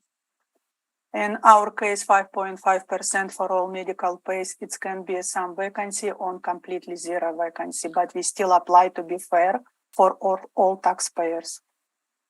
Okay. I think that concludes my questions. Thank you very much. Thank you. Ms. McFadden, do you have any questions on the rebuttal? I have no question. Ms. Davidson, do you have any questions on the rebuttal? I have no questions. And I do not either. So any requirement for summation from either of you on this property? No, thank you. I think we're okay. Thank you, Madam Chair. Okay, thank you. So that concludes all the items we had scheduled for today. So this hearing is now adjourned. Thank you very much for joining us and for your time with your presentations. Thank you. Thank you very much. Thank you very much.